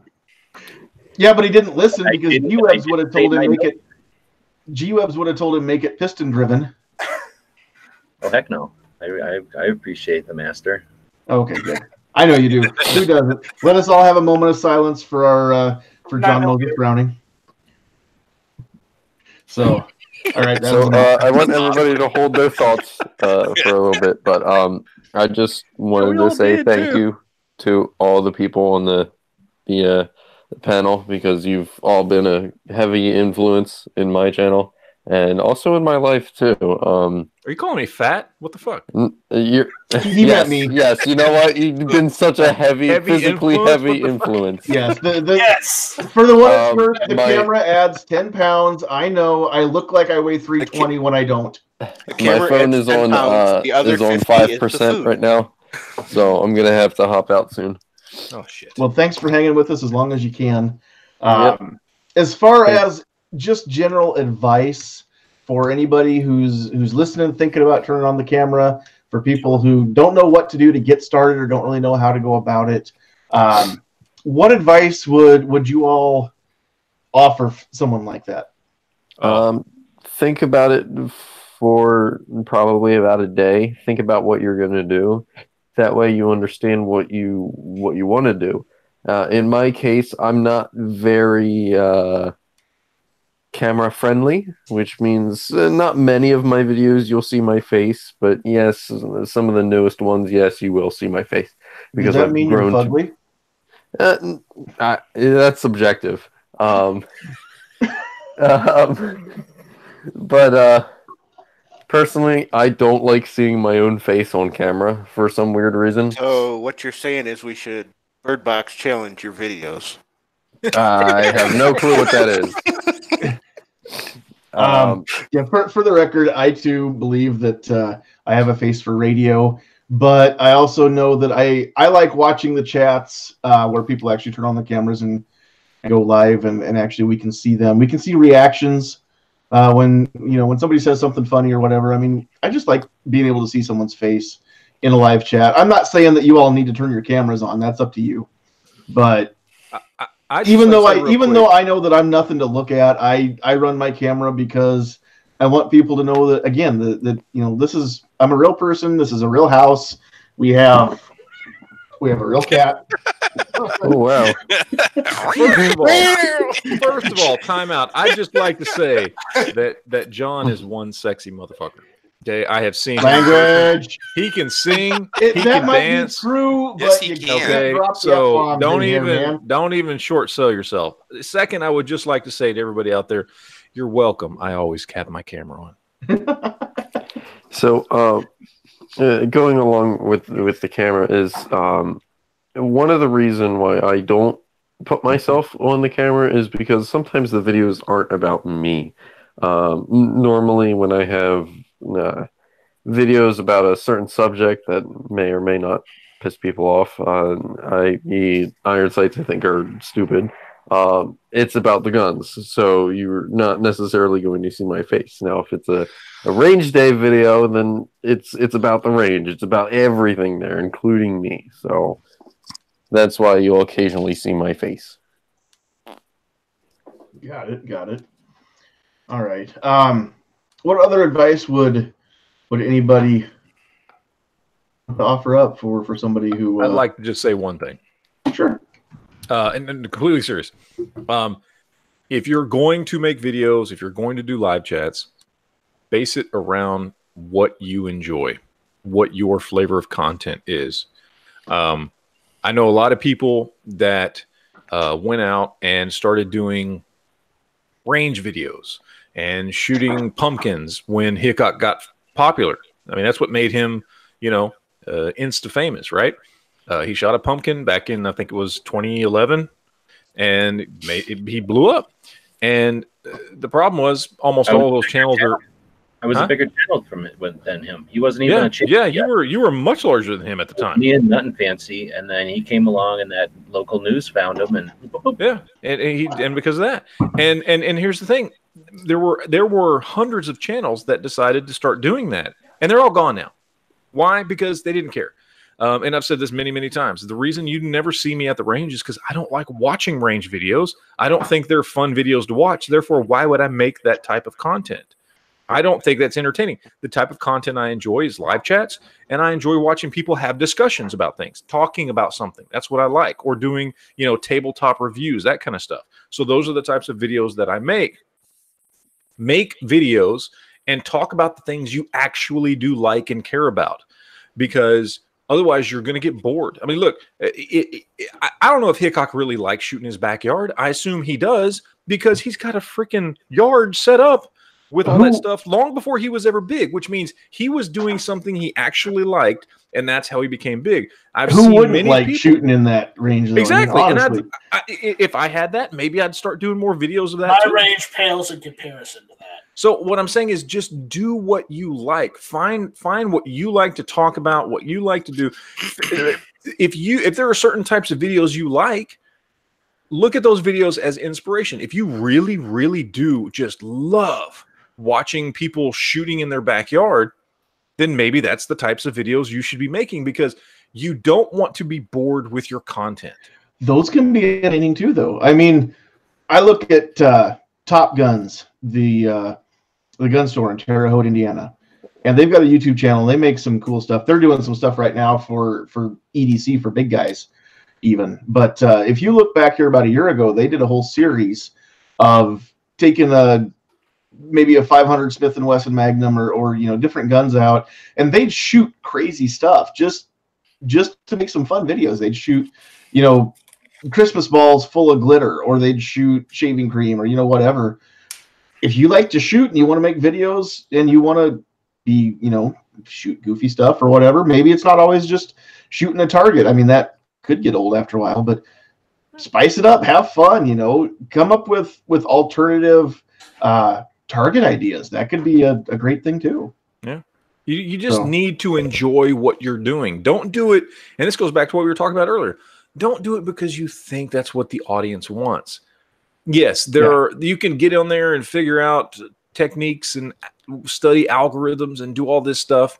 And I guess if your only goal in life is to have a channel that gets the most likes and the most views, and you don't really care if you actually enjoy what you're doing, sure, go that route. Okay, if that's what you've decided, you want to just be a YouTube superstar, then great. But if you actually want to enjoy what you're doing, enjoy what you're doing. Figure out those things that you have fun with, whatever that may be, and do those things. That's what you should do on video. And people will see that genuineness, which is not a word, but I'm just going to say it anyway. They'll see that, and those people in that audience Genuinity. There you go. Those people, when you have that good interaction via live chats and comments and Facebook and everything else, they'll see that, and you will get the audience that you want. I guarantee you, whether it's Nut and Fancy or Hickok or whoever the hell it is, I mean, I'm sure they do care about their audience. I don't want to say they don't, but they don't. I don't think they really feel the need to get connected to their audience in certain ways. They're trying to do what they think is going to. Come on. What? How many subs you at now on YouTube? How many subs? Yeah. Not enough. And like 98,000 subs. 100,000. You long time ago. You keep track of the hundreds of people that hang out, but the 100,000 people. That's a stadium. We can't keep track of that. Oh, I know, and that's what I'm saying. But the difference is, I legitimately, and I say the difference. I should not make that determination or that judgment, because I don't know these people individually. But you do know that there are people out there that do YouTube only in the sense that they want to grow their YouTube channel, get more views, get more likes. That's not everybody. That may not even be most people. But there are those people out there, and I think that's a bad way to go. I think you should care about the content you put out, and care about having those good, real, genuine interactions with the people who are watching it. Even if you're so fucking huge, I keep using that word, I'm sorry. But even if you're so large that you cannot have those individual reactions, at least you care that the message you're putting out there means something to you, and you want it to mean something to them. And there are obviously some of those people out there that don't care about that. So I'm just saying, don't be that. Care about your content, do something you love, and actually care about what your viewers are getting from that. That's it. Sure. All right. So before we run out of time, we want to kind of switch gears here. Any last words on just getting started with the channel, or advice for up and coming creators, or people who maybe they've been doing this for a while? I do. I'm going to throw in there, I agree with everybody. Everything's different and things will change, just like anything you do. We buy a cool car, you might have regrets as soon as you buy it. Oh, should I have bought the other brand, right? But then you're going to dig your car again. You're going to get with a car club, and you're going to, you know, it's just like any other hobby or any kind of thing you're going to devote some time to. But I suggest we've got something that a little different here, and that's that we've got the Second Amendment, right? When a lot of us value the protection that the Second Amendment offers to our rights, right? And we'd like to either participate in that in all different ways. I'm preaching to the choir there. But what we've got with this, using your time for this, and that's the one resource we got that's ultimate, right? We can make money. You can pretty much, you know, buy or sell or work for any other commodity except time, right? So if you're going to devote time to something like that wiggles your thumbs and, you know, entertains you, or that distracts you or something, people that want to devote time to something like this, consider the effort you're putting in the contribution you're doing to the overall. And I'm sure people think I over exaggerate it, but seriously, the Arizona Citizens Defense League, I like to use this as an example. 5 guys sat together one day in a Waffle House. 4 of them stuck with it, and a couple of years later, we have constitutional carry in Arizona. 9 years later, we're using that as an example of you know, all kinds of things for pro-gun stuff. So it just can be 5 people that you affect. If you affect one of those guys or gals, and they work towards something, consider your contributions there. It's not all numbers. So like Matt said, people will sit down and figure out the YouTube equation. There's lots of equations. I mean, some of them are obvious: big boobs, noises, puppies, right? There's things you can do that'll fit the equation, and that's valid, I guess. I urge you to do it in somewhere besides guns. I think it's exploitive to do it to guns, and it's just a waste of time. Go do it in something else, because guns is about 1 to 3. Whatever dollar you're going to make with guns, you're going to make 3 times that if you shift it over to camping or automobiles or anything else, really, because we're persecuted. So it's more lucrative for you to go do the YouTube equation with something else, and there's bigger audiences out there. So leave the gun stuff to the people that are interested and aware of that Second Amendment, and that's what I guess I'll leave it at. If you're ever in a point where you're wondering if it's worth it, you're contributing to the accumulation of two-way stuff. And when somebody's going to come along and say gun owners are XYZ, doom and gloom, violent, potentially, you're adding to the resistance to that. When someone goes online and Googles what are gun owners in Nebraska, they're certainly not finding Matt or me. They're not finding Hickok. They're finding Sandhills. And Travis. Travis, I guess. It's all right. All right. Night Strike, you had something you wanted to throw in there too? Yeah. This is half joking and half serious. The serious part is, yeah, just get out there and do it. If you're not sure, or if you're on the fence about whether to upload a video or not, upload a video. Start doing videos. Hell, if you can, start doing live streams. You know, just get yourself out there, get yourself heard. That is what you want to do. Okay. And again, if you don't know where to start, if you need help, if you need someone to hold your hand and run you through it and teach you how to be a big YouTube celebrity, just contact me, nightstrike@gmail.com, and I will give you my YouTube consulting services. Because Night Strike actually knows somebody who is a big YouTube celebrity, and he'll have you meet that guy. Yeah, exactly. You know, I heard that Night Strike was behind Yankee. He did. He discovered Yankee. Night Strike's a talent scout for Google. You know, you can just go watch my 5-minute video on how to make a gun video, and it'll make it easier for you, and it's free. Sorry, are you still pushing that video? You just want to get that up to 50 views, don't you? I'm trying hard, man. I'm trying.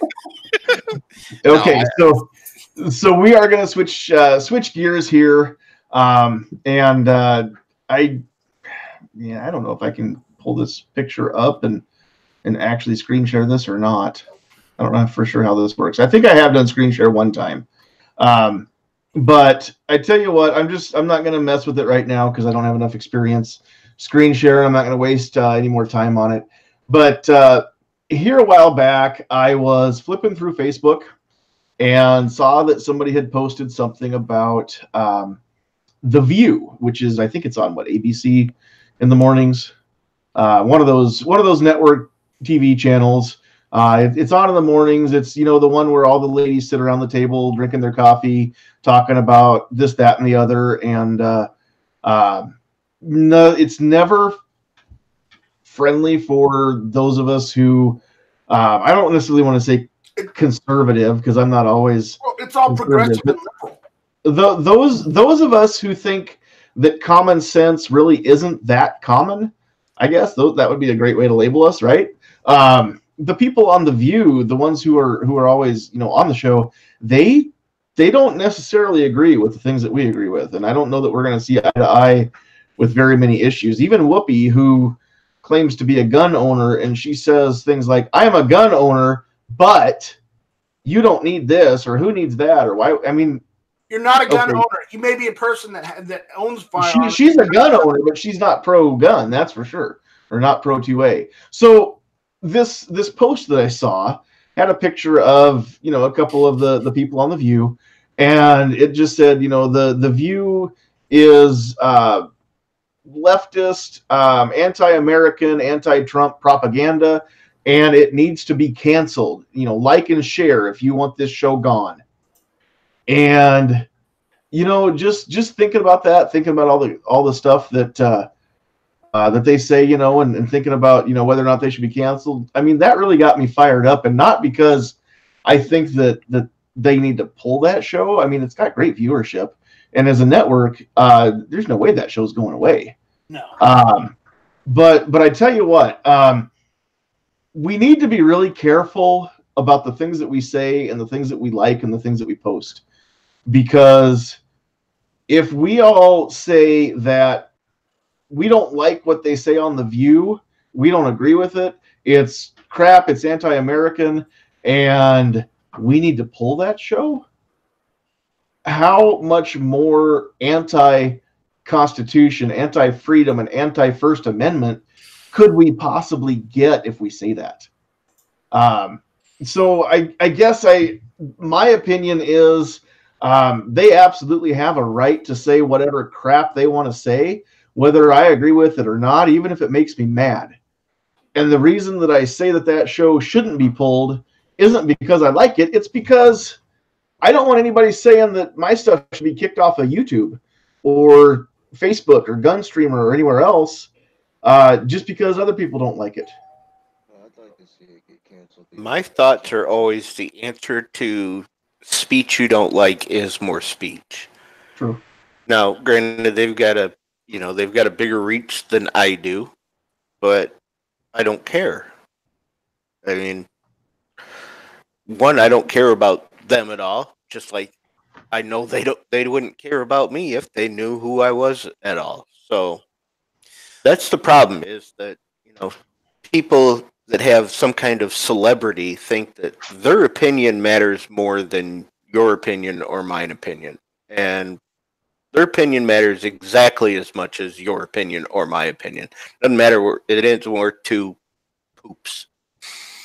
You know, the problem is that they're brainwashing the masses of people that watch like afternoon TV, and they're people fall into believing that, and they keep hearing that rhetoric over and over again. I mean, I think we have every right to publicly come out and point out how wrong they are about the information that they spread. We can express our opinion about a show if we want to. If you're somebody that watches that show, you're kind of a patron to that channel, you're a viewer, I think you have a right to criticize the content if you want to. Not have it removed like you said, but at the same time say, wow, they said this, this, and this. You know, that's really not true because statistics say this, or gun owners do this or do that. I think it's good that we come out and speak our point, you know. Not that you're really going to reach their masses necessarily, but you know, it does kind of maybe, I don't know, reduce the effect they could have. But I'd just like to see it get canceled the old-fashioned way and lose viewership. Well, and that's exactly right. If you don't like what somebody says on a show, you know, I guess to me it sounds very much like the picture that we paint of the people we call snowflakes, right? I mean, you know, if you are, and I don't want to nail everybody down to one side or the other of a specific line, but I mean, if we're going to say, you know, left wing, right wing, whatever, if you're more conservative and you don't like something, then you don't do it, you don't eat it, drink it, whatever, you don't buy one, you don't go there. if you're on the other side of the coin and you don't like something, then you want it taken away and make sure that nobody can have it or eat it, drink it, whatever. And I don't want people who typically think like I do and are, you know, if there's a side, then I don't want the people from our side starting to sound like the people from their side, because how would we be any different than them if that was the case? I mean, you know, yeah, if you don't like that show, don't watch that show. I don't watch it. I turn the if I'm watching that channel and that one starts, I flip the channel and watch something else, and I won't give them my viewership. But at the same time, I don't think that they need to be pulled. Well, this is where you have to realize that there are snowflakes on either side. No side is immune from snowflakes. Sure, G, you've got maybe some differing opinions, so go ahead and offer your perspective. Well, what you just said there at the end is like after I typed it or as I was typing it. So maybe maybe we're thinking differently. Like you're talking like Nazi oppression, like you cannot say this on the bandwidth, like on the airwaves or something.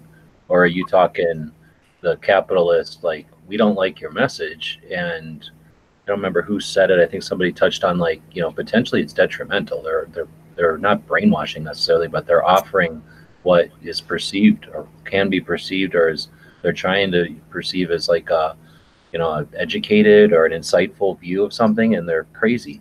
So in more than just change the channel, I don't know, do we have a obligation, or is there something to be aware of the stuff that's like bogus that's being put out? And then I don't know if there's necessarily retribution. I'm just scared because in the gun community, we've had this experience, and now we have 9mm.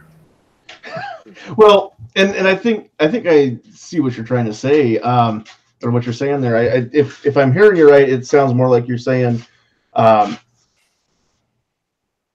stuff is bad. Maybe it's not nefarious, or it's not like blatantly evil or something. It's just not necessary and even wrong. And should it just be like ignored, or should it be like actively said, hey, put it? Well, it definitely needs to be refuted. There's a lot of misinformation getting passed around as fact. And that's part of the issue that we have, why we're seeing so many crap laws get passed and things like that, because misinformation is the basis for a lot of these laws that are happening, right? And shows like that are helping to spread the misinformation. So I think we do have an obligation to try and set the record straight. But at the same time, there's a fine line there between setting the record straight and saying, because it's one thing if things were, I guess, portrayed as a fact. It's another thing entirely for things to be opinion or commentary. And I think that we absolutely have to leave the realm of opinion open, and we can't necessarily mess with that. Things that are portrayed as fact, like the fully semi-automatic guy, I mean, he definitely needs to be called out for being a liar. Well, yeah, we always reserve the right to be able to complain about what's on the airwaves, and but I definitely I don't want to be telling people that they have to cancel their show because I don't like it or we don't like it, and because that's ultimately just going to lead to some type of government agency that's going to decide what can be on TV and what can't be, more than the FCC already does, and you know. You can call it a boycott if you want. I mean, if that's the terminology that you want to use. But I had no problem with, like Sandhills said, hey, if you says some crazy stuff, then I don't want to watch it. Well, and sure, and I think that boycotting is entirely different than just saying the show needs to be canceled because they say stuff that I don't like. What I mean by boycotting is you're not out there with a picket sign in front of the show, but you're sharing with the people who you talk to, hey, these are my views about things. I just want to let you know how I feel about it. And well, right. People get up in arms about, oh, boycott. Well, that's a form of boycott too. You're telling your friends, hey, this is what I found over here, and this is bogus. Beware of that. Absolutely. And I was hoping we'd actually have a few different perspectives, which is why I wanted to bring that up tonight too on the live chat. Midnight watches The View. I would think he'd be an advocate for their position. Well, Midnight also ovulates, but we're not going to go into that. It's a fantastic show, and I love it. Executive producer, actually. Oh, I just wanted one time Midnight. I wanted Night Strike to know what it feels like to not be the one picked on. So they are the epitome of poise. And now, I mean, and that's just it, though. You know, there's always going to be those shows where, you know, these people live in La La Land, right? I mean, they don't necessarily know how the real average American lives from day to day. And they don't have to worry about home protection. They don't have to worry about protection at work. They don't have to worry about a lot of the things that we have to think about on a daily basis, much like our lawmakers. And so, you know, they gotta jump in here. Yeah. I'm sorry. Please continue, but I need to jump in here and talk about this and go about this as well, because I think that these people have completely gone off base. Absolutely. But go ahead and expound on that. What do you mean? Well, you said these people have don't understand how Americans live, and it's the fact that they don't understand how Americans live. They don't remember how it is to be a normal human being, a normal person who is either in the middle class or in the poor class. They've been so attuned to and accustomed to being rich or popular or a celebrity or whatnot that gets them money. You know, they've completely been literally showered with dollars, and they don't understand that not everyone is that fortunate. I mean, some people have to work, to the bone to be able to make the amount of money that these people have made, and they take it for granted, and they are taking it for granted and saying, "Oh, you don't need this or that because we're safe." Well, yeah, you're safe because you have security details. You live in a mansion that has a fence all around it. You live in a gated community. Yeah, of course you're safe. Everybody else doesn't have that. Well, it's also just not the rich people. Like, I'm sure Joy Behar hasn't heard the word no in many, many, many years of her life. But there's all kinds of kids coming up these days that don't hear the word no. And that sense of entitlement goes back to what somebody said earlier. I don't like what you have, so therefore you can't have it. Go back to I'm going to take my ball and go home. Well, now they're taking your ball and going home. And they think that they have the right to do that because you can't offend them. These people don't. The best way for me to sum it up is these people never hear the word no.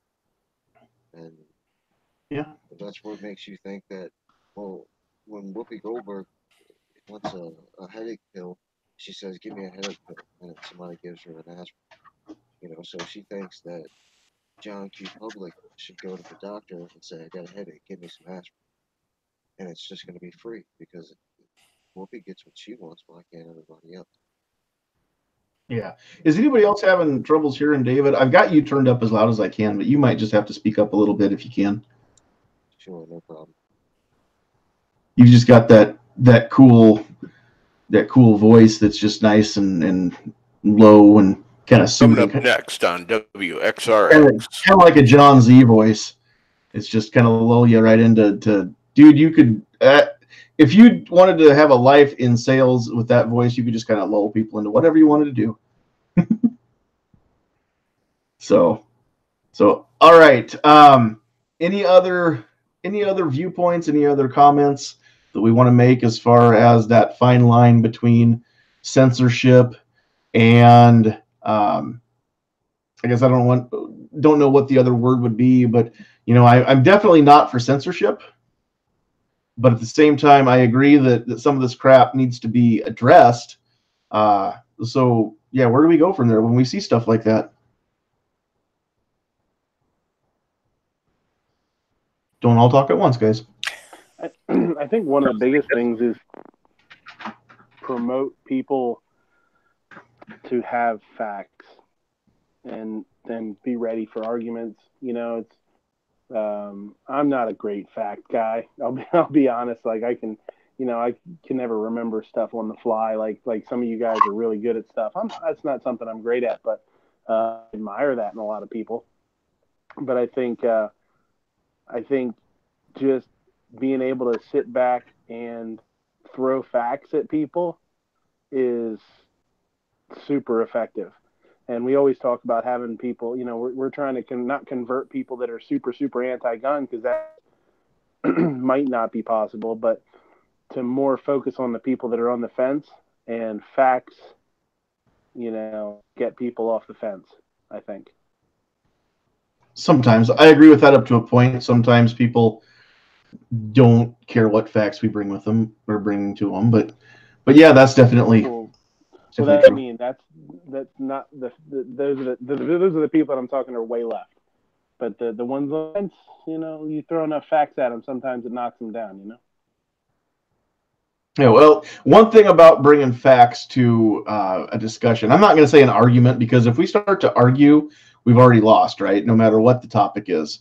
But if we're having an honest discussion and a true back and forth, and we're actually listening to what the other person has to say, one of the ways that you can weed out the people who you can actually have that discussion with, I think, is to bring them facts and see what they do with that. If they bring their own facts, or if they just repeat the crap that they've been hearing on whatever news outlet. Yeah, sometimes you bring facts to a gunfight. Exactly. But I mean, that's one of the ways that I can, that I guess in discussions that I've had, I've kind of just tested the waters a little bit, I would say, with a little bit of factual info, and just to see if people actually, if I can have a discussion with them. And if I can, great. And if I can't, then, I just kind of find a way to either shift the topic of discussion or excuse myself or whatever. Because some people, it just doesn't pay to stick around and have a conversation that's going to go nowhere, right? That pretty much sums it up, dude. I know, G, you were going to jump in and say something too at the same time that Midnight was. Oh, he totally ruined it for me. I had something brilliant to say, super insightful. He ruined it. Got syrup all over it. Now I got to wash my hands off. Yeah, I knew it. I always screw everything up. Did you at least have the bacon? I think it goes back to what you were talking about earlier with just being yourself. If you have a bunch of facts and all you do is throw facts at somebody, you're either going to overwhelm them or turn them off. But if you make it relatable through your being who you are, being your regular everyday self, then it brings it down to a regular everyday level. You're not just throwing numbers at somebody. Absolutely. Well, and one thing, and this doesn't have only to do with 2A topics or political topics, but just everything in life. One thing that I'm trying to work on with myself is don't wait to talk, to actually listen to what somebody is saying.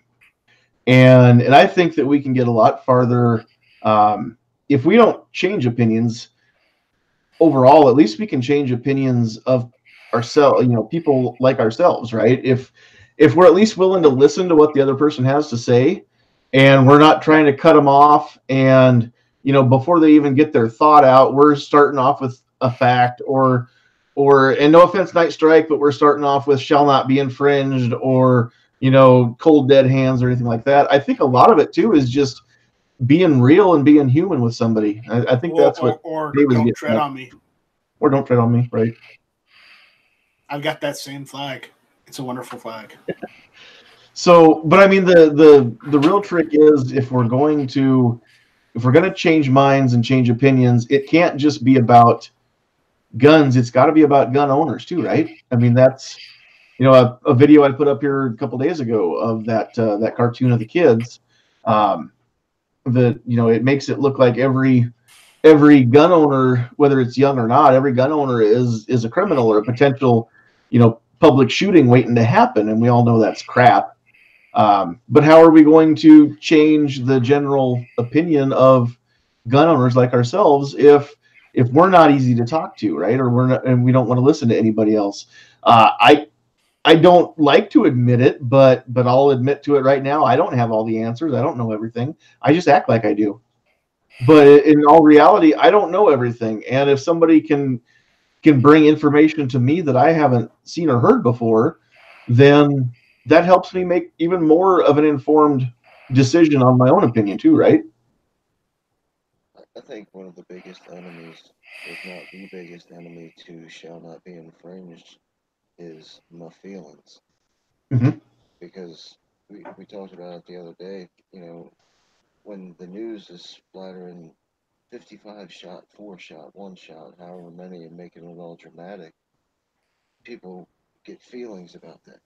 And then when they say, oh, we got to do something about guns, and you're like, no, keep your hands off my guns. It's not that. It has nothing to do with that. Stop attacking my Second Amendment rights. Shall not be infringed or whatever. They think that you just don't care about what happened, whatever X happened on television. And they don't see that shall not be infringed isn't just a tagline. It actually means something. And well, it doesn't always have to be aggressive. It can be really simply, hey, just don't mess with this stuff. Yep, exactly right. And I mean, also, you know, I'm thinking too, was it last week last week, I think it was on Sergeant Boomer. I listened to parts of a couple different chats in the last couple days, and I get them all mixed up now. But I think Sergeant Boomer were talking about how, you know, if you have the discussion about the number of people shot every year and how many are suicides, and if we just throw out the number of suicides like those don't matter, if we're talking to somebody who actually has lost somebody to suicide, then we automatically invalidate them just by throwing that number out. I mean, we can't always use the same canned responses for everything, right? We have to listen. We have to get to know somebody. We have to look for that common ground. I think that's a lot of it. If we look for the common ground, then we'll be able to be better equipped to find it. And then once we know where we agree, then we can work on where we disagree, right? And either change minds and opinions or plant the seed for that, or else we can, at the very least, we can have people feel better about agreeing to disagree. Yeah, but when it comes, but I have to say this right now. You know, I'm gonna still yell "shall not be infringed," but I also want to say this. Yes, you're allowed to have feelings. Yes, you can feel this or that. But your feelings stop when it comes to my rights. So if your feelings try and interfere with my rights, then I'm going to yell "shall not be infringed" at you all day long, every day, until you shut the hell up. That person's never going to shut up, though. They're just going to see that. Well, then they're not going to hear "shall not be infringed" for the rest of their lives. And let's not get so wrapped up in people that get triggered that we make ourselves easily triggered and we become a toy to them, right? I mean, some people will say stuff just to try and set you off, and they just do that anyways. True, but again, I mean, that's part of, if we want people to take us seriously, we've got to be able to deal with that too, right? Even if it's especially somebody that's a friend or family member, you know, who just thinks it's fun to stir the pot. I mean, learn, and this is something that I have a struggle with, always have had, is learn how to pick your battles and learn when to just let stuff go and learn when it's actually worth getting into the conversation. Got to know when to hold them, got to know when to fold them. I don't know, exactly. And I think that you know, we've always heard, or especially those of us that do sales, you know, we've always been told, stay away from politics, stay away from religion, and you know that these are topics that we just don't want to get into. I agree up to a point. There's a time and a place, but if we don't get into these topics, again, politics and religion both, how do we know what we believe, let alone what, you know, the neighbor believes? And how do I know that I'm right, or what I think is right is actually true if my beliefs don't get challenged, whether they're political, religious, whatever? You know, somebody to come along and challenge our beliefs is never a bad thing.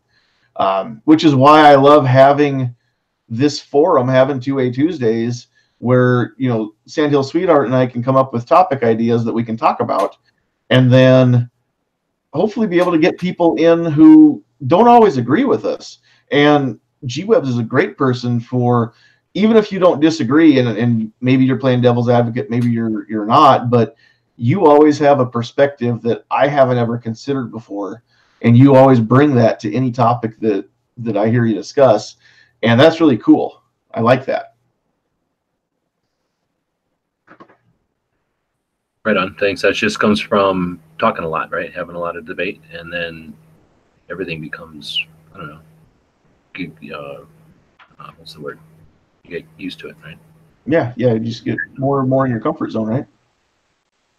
And I mean, to be honest, I didn't care about things political until after I started watching videos on YouTube, things about guns and whatnot, got into more of the politics side, listened to Matt's Wednesday night chats, and then watched other videos about, you know, gun laws and things like that. Got into the 2A rally that we did a little over a year ago in November. You know, I mean, those things, that was all new to me at that point. And it's been a little over a year later, you know, I'm trying to learn when to keep my mouth shut and when to actually have a discussion, but that's probably something I'll fight with my whole life, because I always have. But I mean, just, yeah, the more you do this, the more time you spend thinking, I guess, is a lot of it. The more comfortable you'll be, even in your own skin, with your own opinions, right? Well, I think that's what I've been trying to do over the past couple of years, is to understand what I want out of the discussion. And if I want a debate and an argument, then I can go find somebody that's on the opposite spectrum of me. But if I'm looking to win somebody to my side, or have an actual discussion, then I'm going to try to find somebody that might not care either way, or might be in the middle, or might not have an opinion at all because they're not aware of whatever topic, firearms, or, you know, whatever it might be, and have an actual discussion with them. But if I'm looking to get into a fight, then I'm going to go find somebody that's on the opposite side of the spectrum. Right, exactly. And if you really want to pick a fight, take somebody who 100% believes that they're right and tell them they're wrong, right? And just make it with no offense to anybody on the panel, but be obnoxious about it. Listen, that is slander, good sir. I will not stand for it. That is copyright. Do you resemble that comment? I'm sorry. I'm It's copyright. An orange shirt tomorrow. And I will ding you with copyright strike. Don't think I won't. I will pee in your fridge. Wow. He will. I will have to serve the strike. I tell you what, if anybody pees in my fridge, they've got Sandhills Sweetheart to deal with. Oh, I'm just saying. Obnoxious when you're on your own. Coward. I don't know when we're going to make it to Tulsa next, if we're going to make it here this next year or not. But I tell you what, next time I go, she's going to join me. I think mostly just so she can serve as a bouncer at karaoke. But she wants to meet everybody as well, because Travis is the only one out of all the gun channels who my wife has met face to face. And she's kind of judging the rest of you off of him, and she thinks he's okay. So she doesn't know what she's doing. She slapped me, but really, that, you know, she really shouldn't do that. So, all right. Well, we're going to wrap it up. It's already been 2 hours, and we will let everybody say any closing remarks. We've had a few people drop out. Thanks everybody who's hung with us this long. Real quick here, let me see if I can pull up and see everybody who's been in here. What's that? Are we announcing the winner? You can talk. People can hear you. Are we announcing the winner? Announcing the winner? We probably should, shouldn't we? And I should have done that to begin with, because he was actually on the panel to begin with. We did choose a winner from the logo contest. If you noticed that this week's thumbnail was different, that was designed and submitted by none other than Never Enough Ammo. So, Matt, get me your shipping info, and we will get everything sent to you. Kevin the Tack Daddy also has a package with some patches in it for the winter, so you'll be getting 2 different packages. And I'll reach out to Matt in case he doesn't catch this part on the replay. But knowing Matt, he's probably going to take this stuff and just turn it right back into another giveaway. But that's the cool thing about everybody in gun channels is we all support each other, right? So Gunpowder Beauty on the chat says she wants to meet Mrs. Sandhills. Who doesn't want to meet? My wife is the coolest wife. No offense to you wives, but I've got the best wife in the world. So and no offense to you who have wives, but mine's better. I thought you said I was the best wife. Oh, I'm out of here. No, you were the best replacement for my wife. Oh, okay. You're a mistress. All right, there we go. Wow, Travis, you're going down a dark road. I'd stop while you're ahead. You didn't get to experience it because you wouldn't let us in your room, Night Strike. So I was in your room later on that night, so it doesn't matter. You were? The difference here is that was the next night. You know, it's all blurred. It was a different night. But one Night Strike wouldn't come to the door for pizza. Gary did. You know why? Because Gary still had his pants on. Yeah, once my pants go off, they aren't coming back on. Oh my God! Hashtag porky piggin'. Oh, you're Donald ducking it. All right, so we're gonna let everybody say goodnight. Out in the Gun Channels chat throughout the night, we have had let's see, we've had G-Webs, of course, be there. David was there and here. Night Strike was in there. Gizzard Gary, Gun Snob. Rich White was over there. Zorro was over there. I think that's just about everybody. Ohio 45 ACP is over there in the participants, but I haven't seen any comments. So thanks all of you for joining us on the Gun Channel side. We need to that's a tiny little list of people. Those are rookie numbers. We got to pump those numbers up, right? So. Oh yeah. All right, and then over on the YouTube side, and I know it's not going to let me go clear to the top, but we've got Gunpowder Beauty out there, Philo, Boob Sweat, Vanessa Kitty, Kingpin is there and here, Midnight Range, Squib was out there, Rich White. I need to get your email address added to my distribution list so you can get links to. Joe Smith, thanks for hanging with us, and hopefully we'll see you regularly. Double A was out there, Armament and Axes. Too Hottie in the house. Who else do I have out there? There's been a lot of chat going back and forth. 2 Live Moo, John Z Project, dude. I need to get your email too, so you can join us if you want to. Who else? I'm trying to scroll and read, and I know when I scroll, I'm probably going to miss somebody. But if I miss you, Obnoxious One, of course, was out there and in the chat.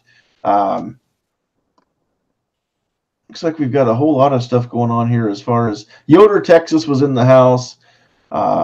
Looks like we had a pretty lively discussion. I wasn't keeping up with all of it. So that's why we have moderators, is to keep the chats clean and classy, right? Grim90 in the house. Gun Snob, and I saw Snob's wife earlier too.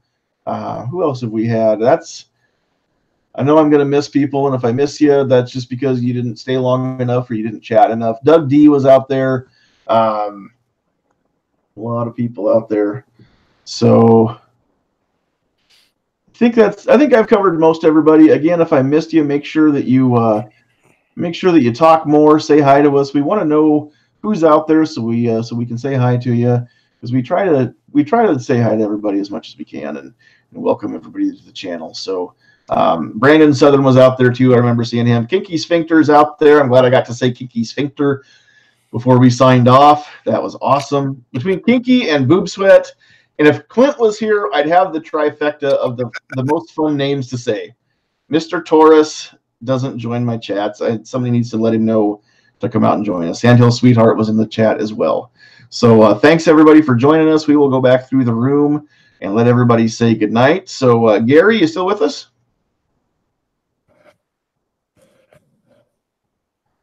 Probably ran in the kitchen again. You know, every time Gary said earlier on the side chat that every time he goes to the kitchen to grab a drink or something is when I call on him. So we will move along. G-Webs, thanks for joining us tonight. I appreciate all your input as always. Yeah, thanks for the invite. Absolutely.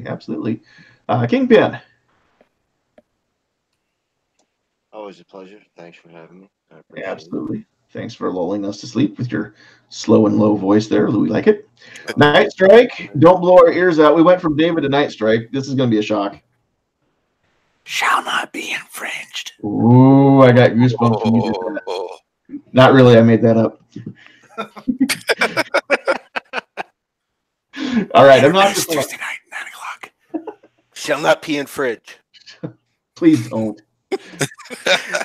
Hashtag Porky Piggin. I call it Donald Duckin, but apparently it means the same thing. Winnie the Pooh wears a shirt but no pants. Yep. Thank you for the invite, sir. Everybody, check out everybody here on the panel and in the chat. There's some really good content out there. Go buy stuff from gear websites and add to G's War Chest. Absolutely. And take care. And the more love that we show G, the more we can see stuff from places like SHOT Show or the gun show loophole tours and things like that. And G does not. I know you don't say it much yourself, so we will always mention to go to gearwebsites.com, buy some stuff. You can also go to eBay and see some of this stuff, I believe. Is it under gun websites or gear websites on eBay? Gear websites, and appreciate it. Thank you. Yep, on eBay. So without G and his ventures, we wouldn't have gun channels. So make sure that you just go sign up for gun channels if you haven't. It's free. It's fun. There's something there for just about everyone.